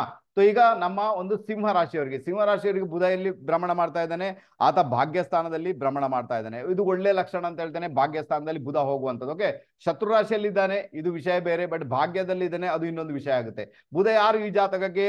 ಒಂದು ಕಡೆ ಆತ ಧನಾಧಿಪತಿ, ಕುಟುಂಬಾಧಿಪತಿ, ಮತ್ತೊಂದು ಕಡೆ ಆತ ಲಾಭಾಧಿಪತಿ ಅಲ್ವಾ, ಉಪಚಯ ಸ್ಥಾನದ ಅಧಿಪತಿ. ಎರಡು ಆಗಿ ಆತ ನಿಮ್ಮ ವೃದ್ಧಿ ಸ್ಥಾನದಲ್ಲಿ ಕೂತಿದ್ದಾನೆ, ವೃದ್ಧಿ ಭಾವದಲ್ಲಿ ಕೂತಿದ್ದಾನೆ ಅಂದಾಗ ಹಣಕಾಸಿನ ವಿಚಾರದಲ್ಲಿ ಅಭಿವೃದ್ಧಿಯನ್ನ ಕ್ರಿಯೇಟ್ ಮಾಡ್ತಾನೆ, ಲಾಭದಲ್ಲಿ ಅಭಿವೃದ್ಧಿ ಆಗುತ್ತೆ, ಕುಟುಂಬದ ವಿಚಾರದಲ್ಲಿ ಅದೇನು ತೊಂದರೆಗಳುಂಟು ನಿವಾರಣೆ ಆಗುತ್ತೆ, ಸಮಸ್ಯೆಗಳು ತೊಂದರೆಗಳು ನಿವಾರಣೆ ಆಗ್ತವೆ. ಅನ್ನೋ ಕಾರ್ಯಕ್ಷೇತ್ರದಲ್ಲಿ ಉನ್ನತ ಮಟ್ಟ ಬೇಕು, ಕಾರ್ಯಕ್ಷೇತ್ರದಲ್ಲಿ ಒಳ್ಳೆ ಪೊಸಿಷನ್ ಬೇಕು, ಅದಕ್ಕೆ ಬೇಕಾಗಿ ಆತ ಸಹಾಯ ಮಾಡ್ತಾನೆ. ಒಟ್ಟಾರೆ ನೋಡ್ಲಿಕ್ಕೆ ಹೋದ್ರೆ ಸಿಂಹ ರಾಶಿಯವರಿಗೆ ಈ ಬುಧ ಏನ್ ಮಾಡ್ತಾನೆ? ಭಾಗ್ಯಕ್ಕೆ ಬಂದಂತ ಇಷ್ಟವರೆಗೆ ನೋಡಿ, ಮಕರ ರಾಶಿ, ಕುಂಭ ರಾಶಿ, ಮೀನ ರಾಶಿ ಅಂದ್ರೆ 6ನೇ ಮನೆ, 7ನೇ ಮನೆ, 8ನೇ ಮನೆ ಬುಧ ಭ್ರಮಣ ಮಾಡ್ತಾ ಇದ್ದ. ಡೆಫಿನೆಟ್ ಆಗಿ ನಿಮ್ಗೆ ಕೆಲವು ಅನಾರೋಗ್ಯ ಹೆಲ್ತ್ ರಿಲೇಟೆಡ್ ಪ್ರಾಬ್ಲಮ್ ಆಗಿರುವಂತದ್ದು, ನರಗಳಿಗೆ ಸಂಬಂಧಪಟ್ಟ ದೋಷ ಕ್ರಿಯೇಟ್ ಆಗಿರುವಂತದ್ದು, ರಿಲೇಶನ್ಶಿಪ್ ಅಲ್ಲಿ ಪ್ರಾಬ್ಲಮ್ ಬಂದಿರುವಂತದ್ದು, ಮಾತುಕತೆಯಲ್ಲಿ ದ್ವೇಷ ಕ್ರಿಯೇಟ್ ಆಗಿರುವಂತದ್ದು, ನಿಮ್ಮ ಪ್ರೀತಿ ಪ್ರೇಮ ಎಲ್ಲೋ ಒಂದ್ ಕಡೆ ಡಾಮಾಡೋಲ್ ಆಗಿರುವಂತದ್ದು, ಮದುವೆ ವಿಚಾರದಲ್ಲಿ ತೊಂದರೆಗಳಾಗಿರುವಂತದ್ದು ಆಗಿದೆ ತಾನೇ ಸಿಂಹರಾಶಿಯವರಿಗೆ? ಬೇಕಾದ್ರೆ ಟ್ರೈ ಮಾಡಿ ನೋಡಿ ಆಗಿದೆಯಾ ಇಲ್ವಾ ಅಂತ. ಬುಧ ತನ್ನ ಇಂಪ್ಯಾಕ್ಟ್ ಅನ್ನು ತೋರಿಸಿ ಹೋಗಿರ್ತಾನೆ. ಬಟ್ ಈಗ ಬುಧ ಭಾಗ್ಯಸ್ಥಾನಕ್ಕೆ ಬಂದ, ಭಾಗ್ಯಸ್ಥಾನದಿಂದ ಮತ್ತೆ 3 ಮನೆಯಲ್ಲಿ ಭ್ರಮಣ ಮಾಡ್ತಾನೆ. ಎಲ್ಲೆಲ್ಲ ಮಾಡ್ತಾನೆ? ಮೇಷ, ವೃಷಭ, ಮಿಥುನದಲ್ಲಿ ಮಾಡಿದಾಗ ಕಾರ್ಯಕ್ಷೇತ್ರದಲ್ಲಿ ಅಭಿವೃದ್ಧಿಯನ್ನು ಕೊಡ್ತಾನೆ ಅಂತ ಒಂದು ಇಂಡಿಕೇಶನ್ ಇದೆ. ಬುಧ ಈ ತಿಂಗಳು ಎಂಡ್ವರೆಗೆ ಅಂದ್ರೆ ಮೇ ತಿಂಗಳು ಎಂಡ್ವರೆಗೆ ಕೂಡ ಎಲ್ಲಿರ್ತಾನೆ ಆತ? ಮೇಷರಾಶಿಯಲ್ಲಿ ಇರ್ತಾನೆ. ಅಲ್ಲಿ ಆತ ಈಗ ಮೇಷ ನವಾಂಶ ಪಡ್ಕೊಂಡಿದ್ದಾನೆ. ನೆಕ್ಸ್ಟ್ ವೃಷಭ ನವಾಂಶ ಪಡ್ಕೊಳ್ತಾನೆ, ಮಿಥುನ ನವಾಂಶ ಪಡ್ಕೊಳ್ತಾನೆ. ವೃಷಭ ಮಿಥುನ ನವಾಂಶ ಪಡ್ಕೊಂಡಾಗ ಎಲ್ಲರಿಗೂ ಒಳ್ಳೇದಾಗ್ಲಿಕ್ಕೆ ಶುರುವಾಗುತ್ತೆ. ಅಂತ ಕರ್ಕ ನವಾಂಶ ಪಡ್ಕೊಂಡಾಗ ಒಳ್ಳೆ ಲಕ್ಷಣ ಅಲ್ಲ. ಮತ್ತೆ ಸಿಂಹ ನವಾಂಶ ಪಡ್ಕೊಳ್ತಾನೆ, ಸಿಂಹ, ಕನ್ಯಾ, ತುಲಾ ನವಾಂಶ ಪಡ್ಕೊಳ್ತಾನೆ, ಅವಾಗ ಬಹಳ ಫೇವರಬಲ್ ಆಗುತ್ತೆ. ಸಿಂಹ, ಕನ್ಯಾ, ತುಲಾ ನವಾಂಶವನ್ನ ಪಡ್ಕೊಂಡಾಗ ಮತ್ತೆ ವೃಷಭ ಮತ್ತೆ ಮಿಥುನ ನವಾಂಶವನ್ನ ಪಡ್ಕೊಂಡಾಗ ಬುಧ ಖಂಡಿತವಾಗಿಯೂ ಎಲ್ಲಾ ಜಾತಕದವರಿಗೆ ಬುಧನಿಂದ ಒಳ್ಳೆ ಇಂಪ್ಯಾಕ್ಟ್ ಬರ್ಲಿಕ್ಕೆ ಶುರುವಾಗುತ್ತೆ. ಯಾರಿಗೆಲ್ಲ ಪೇಪರ್ ವರ್ಕ್ ಅಲ್ಲಿ ಪ್ರಾಬ್ಲಮ್ ಇದೆ, ಅದಿಲ್ಲ, ಡಾಕ್ಯುಮೆಂಟ್ ಇಲ್ಲ, ಸಮಸ್ಯೆ ಉಂಟು, ಕೊಡ್ತಾ ಇಲ್ಲ, ತೊಂದರೆ ಕ್ರಿಯೇಟ್ ಮಾಡ್ತಾ ಇದ್ದಾರೆ, ಮಾಡಿ ಕೊಡ್ತಾ ಇತ್ತು, ಏನೇ ಇದ್ರು ಕೂಡ ಅದರಲ್ಲಿ ಸಮಸ್ಯೆ ಇದ್ದು ನಿವಾರಣೆ ಆಗುತ್ತೆ. ಓಕೆನಾ? ಅರ್ಥ ಆಯ್ತು ಅಂತ ಇಟ್ಕೊಳ್ತೇನೆ. ಅದೇ ರೀತಿ ಸಿಂಹ ರಾಶಿಯವರಿಗೆ ಬಹಳ ವಿಶೇಷವಾಗಿ ಬುಧ ಭಾಗ್ಯದಲ್ಲಿ ಬಂದಿರುವುದರಿಂದ ಆತ ಹಣಕಾಸಿಗೆ ಸಂಬಂಧಪಟ್ಟದೆ, ಲಾಭ ಮತ್ತೆ ದುಡ್ಡಿಗೆ ಸಂಬಂಧಪಟ್ಟದ ವಿಚಾರದಲ್ಲಿ ಇರುವುದರಿಂದ ಡೆಫಿನೆಟ್ ಆಗಿ ಹಣಕಾಸಿನಲ್ಲಿ ಅಭಿವೃದ್ಧಿ, ಕುಟುಂಬದ ವಿಚಾರದಲ್ಲಿ ಇದ್ದಂತ ಸಮಸ್ಯೆಗಳ ನಿವಾರಣೆ ಆಗುವಂತದ್ದು ತುಂಬಾ ಜಾಸ್ತಿ, ಬಹಳ ಚೆನ್ನಾಗಿ ಇದು ವರ್ಕ್ ಆಗುತ್ತೆ ನಿಮ್ಗೆ.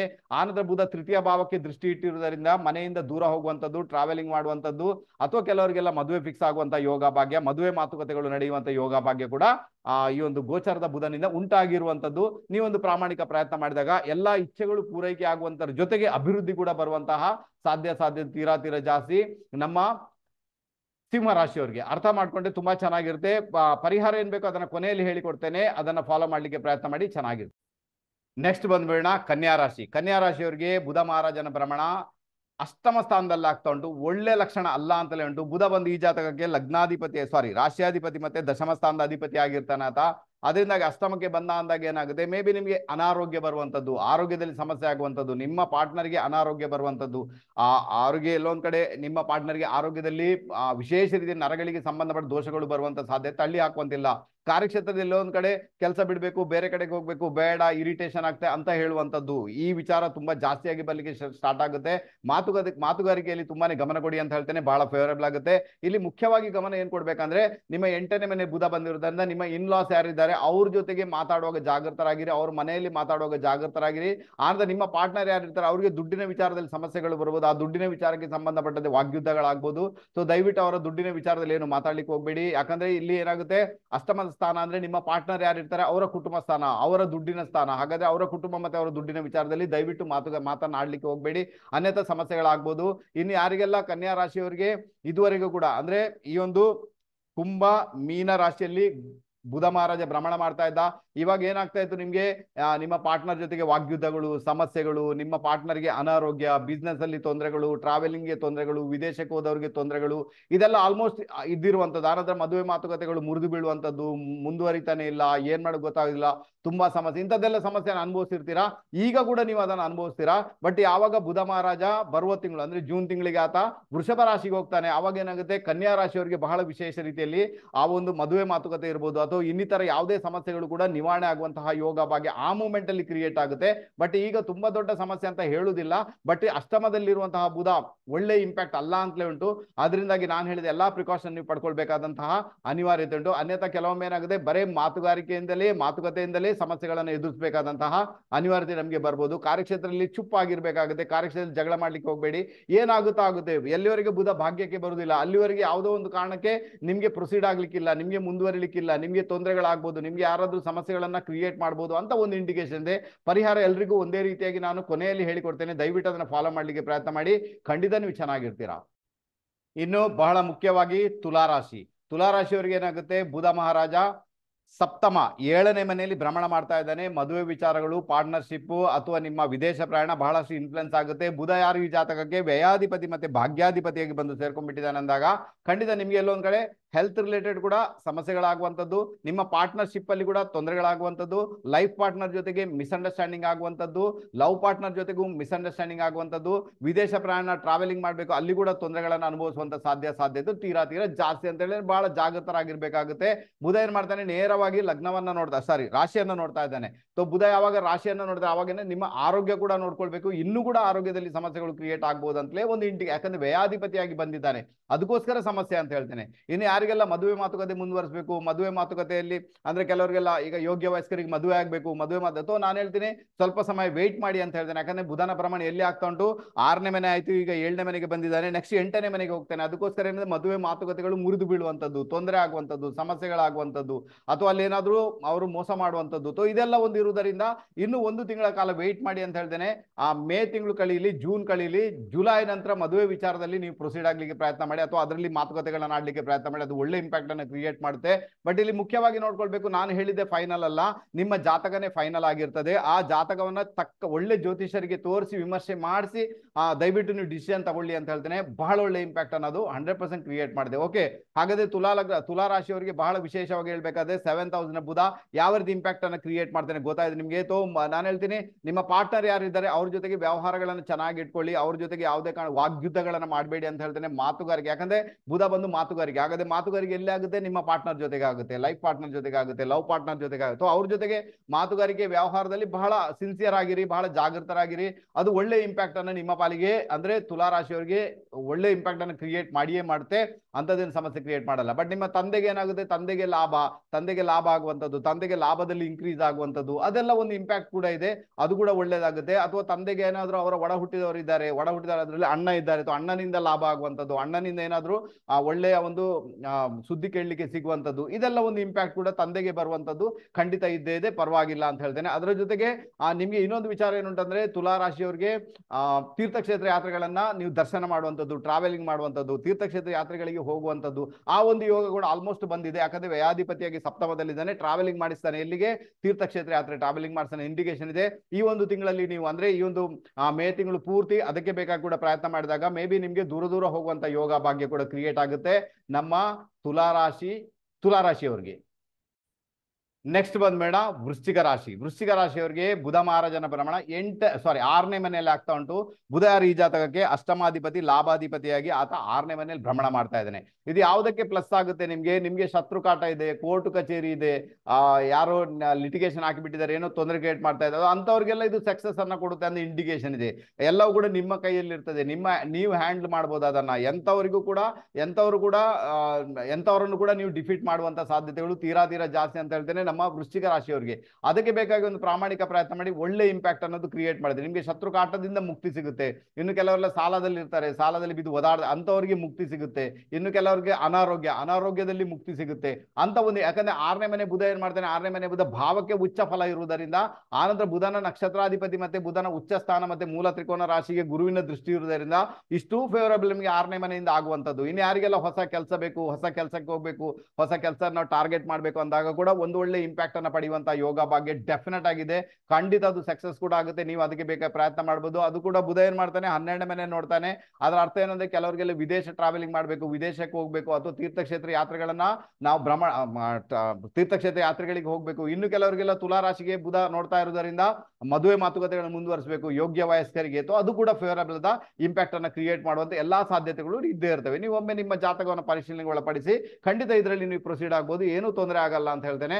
ಬಹಳ ಒಳ್ಳೆ ಇಂಪ್ಯಾಕ್ಟ್ ಅನ್ನ ಕ್ರಿಯೇಟ್ ಮಾಡಿಯೇ ಮಾಡ್ತೇನೆ. ನೋಡಿ, ಕೆಲವೊಂದು ವಿಚಾರದಲ್ಲಿ ಬುಧ 6ನೇ ಮನೆ 7ನೇ ಮನೆ 8ನೇ ಮನೆ ಭ್ರಮಣ ಮಾಡುವಾಗ ಕೆಲವೊಂದು ರಿಲೇಶನ್ಶಿಪ್ ಮತ್ತೆ ಅನಾರೋಗ್ಯವನ್ನು ಕೊಡ್ತಾನೆ, ಇಲ್ಲ ಅಂತೇನಿಲ್ಲ. ಬಟ್ 6ನೇ ಮನೆ ಅಷ್ಟಂತೂ ಕೊಡುದಿಲ್ಲ. ಬಟ್ 7ನೇ ಮನೆಗೆ ಬಂದಾಗ ನಾವು ನೋಡ್ಕೊಳ್ಬೇಕಾದಂತಹ ಅನಿವಾರ್ಯತೆ ಖಂಡಿತ ಉಂಟು. ಅದಕ್ಕೋಸ್ಕರ ವೃಶ್ಚಿಕ ರಾಶಿಯವರು ನೋಡಿ, ಇಷ್ಟವರಿಗೆ ನೆಮ್ಮದಿನಿಲ್ಲ. ಯಾಕಂದ್ರೆ ಬುಧ ಎಲ್ಲಿದ್ದ, ಕುಜ ಮತ್ತೆ ರಾಹು ಜೊತೆಗಿದ್ದ ತಾನೆ, ಪಂಚಮದಲ್ಲಿದ್ದ. ಮಕ್ಕಳ ವಿಚಾರದಲ್ಲಿ ಚಿಂತೆ, ಮಕ್ಕಳ ವಿಷಯದಲ್ಲಿ ಚಿಂತೆ, ಮಕ್ಕಳ ಮದುವೆ ವಿಚಾರದಲ್ಲಿ ಚಿಂತೆ, ವಿಪರೀತ ಚಿಂತೆ ಅಂತ ಮಾಡ್ಕೊಂಡಾಯ್ತು, ಭೂಮಿ ವಿಚಾರ ಚಿಂತೆ ಮಾಡ್ಕೊಂಡಾಯ್ತು. ಬಟ್ ಈಗ ಬುಧ 6ನೇ ಮನೆಗೆ ಬಂದಿದ್ದಾರೆ, ಅದರಲ್ಲೆಲ್ಲ ರಿಲೀಫ್ ಕೊಡ್ಲಿಕ್ಕೆ ಶುರು ಮಾಡ್ತಾನೆ.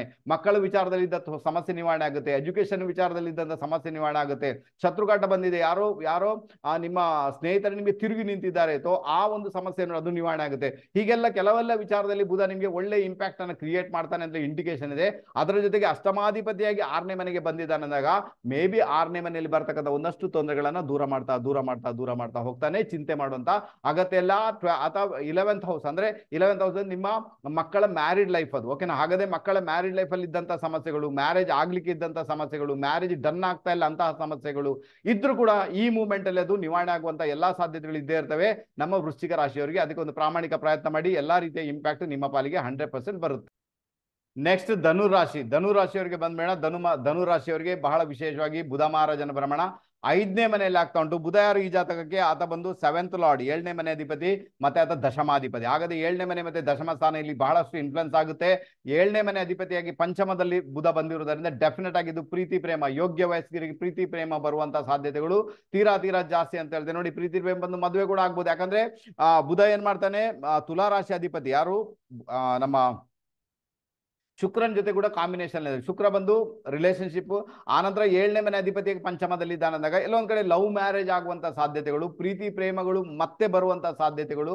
ಕೆಲವರಿಗೆಲ್ಲ ಲವ್ ಮ್ಯಾರೇಜ್ ಆಗ್ಬೋದು, ತೊಂದರೆ ಇಲ್ಲ. ಇಷ್ಟವರೆಗೆ ಏನೆಲ್ಲ ಆ ಲವ್ ಮ್ಯಾರೇಜ್ಗೆ ಸಂಬಂಧಪಟ್ಟಿದೆ ನೋಡಿ. ಯಾಕಂದ್ರೆ ಬುಧ ಎಲ್ಲಿದ್ದ, ಬುಧ 3ನೇ ಮನೆ ಮತ್ತೆ 4ನೇ ಮನೆ ಭ್ರಮಣ ಮಾಡಿ ಬಂದ, 3rd ಹೌಸ್ ಮತ್ತೆ 4th ಹೌಸ್ ಅಲ್ಲಿ. ಹಾಗಾದ್ರೆ ಮದುವೆ ಮಾತುಕತೆಯಲ್ಲಿ ತುಂಬಾನೇ ಇರಿಟೇಷನ್ ಇರಬೇಕು ಯಾರಿಗೆಲ್ಲ ಯೋಗ್ಯ ವಯಸ್ಕರಿಗೆ ಅಲ್ವಾ. ಯಾರಿಗೆಲ್ಲ ಅದರಲ್ಲೂ ಕೂಡ ಯಾರಿಗೆಲ್ಲ ಲವ್ ಮ್ಯಾರೇಜ್ ಆಗ್ಬೇಕು, ತುಂಬಾನೇ ತೊಂದರೆಗಳಾಗಿರ್ಬೇಕು. ಲವ್ ಮ್ಯಾರೇಜ್ಗೆ ಸಂಬಂಧಪಟ್ಟಂತೆ ಮಾತುಕತೆಯಲ್ಲಿ ಎಲ್ಲೊಂದ್ ಕಡೆ ಜಗಳಗಳಾಗಿರ್ಬೇಕು. ಈಗ ಆ ಒಂದು ಪರಿಸ್ಥಿತಿ ಎಲ್ಲೊಂದ್ ಕಡೆ ತಿಳಿಯಾಗ್ಲಿಕ್ಕೆ ಶುರು ಆಗುತ್ತೆ, ಒಳ್ಳೇದಾಗುತ್ತೆ. ಮ್ಯಾರೇಜ್ಗೆ ಸಂಬಂಧ ವಿಚಾರಗಳಲ್ಲಿ ಪ್ರೊಸೀಡ್ ಆಗ್ಬೋದು. ಲವ್ ಮ್ಯಾರೇಜ್ ಆಗೋರ್ಗಂತೂ ಒಳ್ಳೆ ಸಮಯ, ಓಕೆನಾ.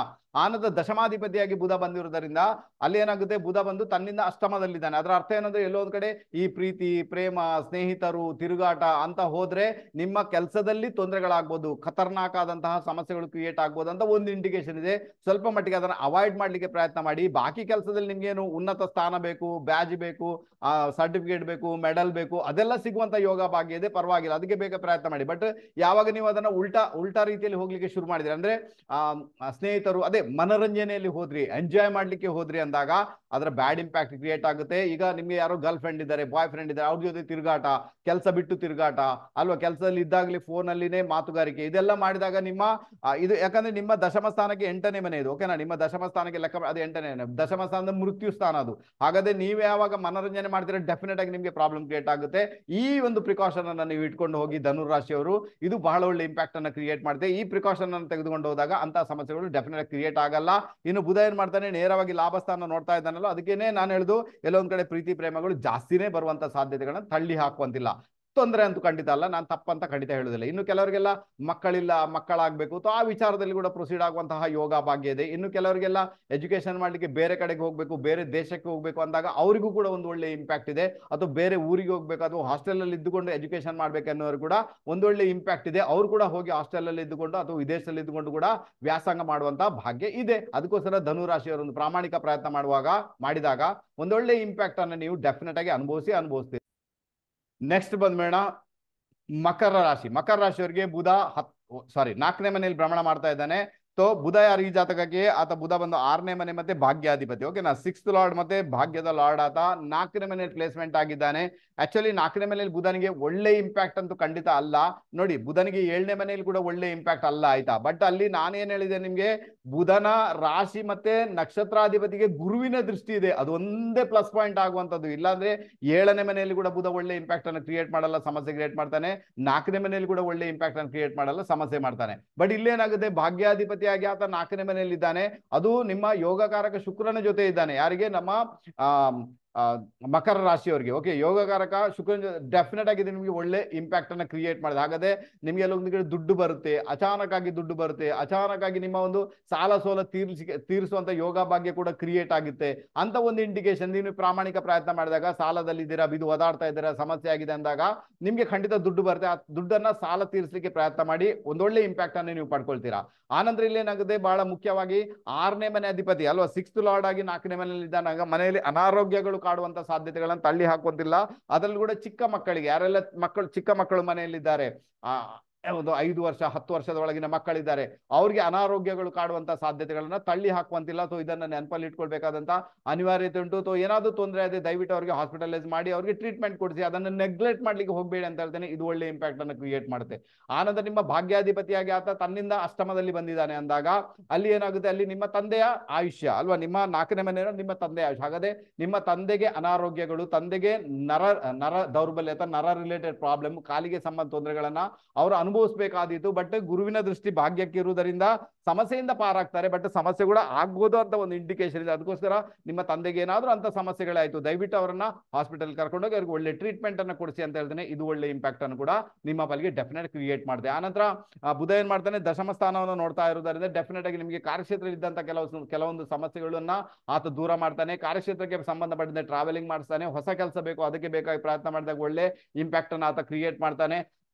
ಅದರಿಂದಾಗಿ ಬುಧ 4ನೇ ಮನೆಯಲ್ಲಿ ಬುಧ ನಿಮ್ಗೆ ಮಿಕ್ಸ್ಡ್ ಫಲ ಕ್ರಿಯೇಟ್ ಮಾಡ್ತಾನೆ. ಒಳ್ಳೇದು ಕೆಟ್ಟದ್ದು ಎರಡು ಕೂಡ ಇದೆ. ಅದರಿಂದಾಗಿ ನೀವು ಜಾಗೃತರಾಗಿರ್ಬೇಕಾಗುತ್ತೆ. ಇನ್ನು ಯಾರಿಗೆಲ್ಲ ನಮ್ಮ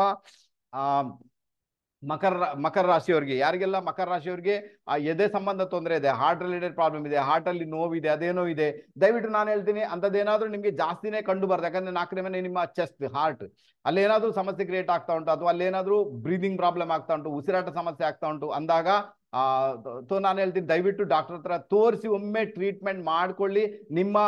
ನಿಮ್ಗೆ ಯಾರೆಲ್ಲ ಬಹಳ ವಿಶ್ವಾಸನೀಯವಾದ ಡಾಕ್ಟರ್ ಇದ್ದಾರೆ ಅವ್ರ ಬಳಿಗೆ ಹೋಗಿ.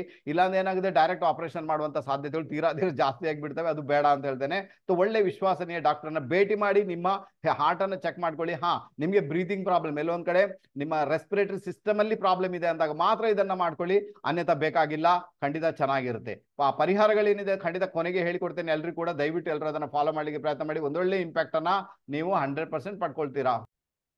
ಇನ್ನು ಕುಂಭರಾಶಿಯವರಿಗೆ ಬಹಳ ವಿಶೇಷವಾಗಿ ಹೇಳ್ಬೇಕಾದ್ರೆ ಬುಧ ಮಹಾರಾಜನ ಭ್ರಮಣ 3rd ಹೌಸ್ ಅಲ್ಲಿ ಆಗ್ತಾ ಉಂಟು, 3ನೇ ಮನೆಯಲ್ಲಿ ಆಗ್ತಾ ಉಂಟು, ಉಪಚಯ ಸ್ಥಾನದಲ್ಲಿ ಆಗ್ತಾ ಉಂಟು. ಬುಧ ಯಾರು ಈ ಜಾತಕಕ್ಕೆ, ಆತ ಪಂಚಮಾಧಿಪತಿ ಮತ್ತೆ ಅಷ್ಟಮಾಧಿಪತಿ ಆಗಿರ್ತಾನೆ. 3ನೇ ಮನೆಯಲ್ಲಿ ಭ್ರಮಣ ಮಾಡ್ತಾ ಇದ್ದಾನೆ. ಅರ್ಥ ಏನು ಅಂದ್ರೆ, ಎಲ್ಲೊಂದ್ ಕಡೆ ನಿಮ್ಗೆ ಕಾರ್ಯಕ್ಷೇತ್ರಕ್ಕೆ ಸಂಬಂಧಪಟ್ಟಂತೆ ಬಹಳ ದೊಡ್ಡ ಮಟ್ಟಿಗೆ ಪರಿವರ್ತನೆ ಆಗುತ್ತೆ, ದೊಡ್ಡ ಮಟ್ಟಿಗೆ ಟ್ರಾನ್ಸ್ಫಾರ್ಮೇಶನ್ ಆಗುತ್ತೆ ಅಂತ ಒಂದು ಇಂಡಿಕೇಶನ್. ಇನ್ನು ಕಾರ್ಯಕ್ಷೇತ್ರದಲ್ಲಿ ಉನ್ನತ ಮಟ್ಟ ಬೇಕು, ಸರ್ಟಿಫಿಕೇಟ್ ಬೇಕು, ಅಧಿಕಾರ ವರ್ಗ ಬೇಕು ಅಂದಾಗ ಕೂಡ ನೀವೊಂದು ಪ್ರಾಮಾಣಿಕ ಪ್ರಯತ್ನ ಮಾಡಬೇಕು. ಟ್ರಾನ್ಸ್ಫಾರ್ಮೇಶನ್ ಅಂತ 100% ಬರುತ್ತೆ ಅಂತಲೇ ಇಂಡಿಕೇಶನ್ ಇದೆ. ಅದಕ್ಕೆ ಬೇಕಾಗಿ ನೀವು ಪ್ರಾಮಾಣಿಕ ಪ್ರಯತ್ನ ಡೆಫಿನೆಟ್ ಆಗಿ ಮಾಡಿ. ಕಾರ್ಯಕ್ಷೇತ್ರದಲ್ಲಿ ಟ್ರಾನ್ಸ್ಫಾರ್ಮೇಶನ್ ಅಂತ ನಿಮಗೆ ಬಂದೇ ಬರುತ್ತೆ. ಓಕೆನಾ.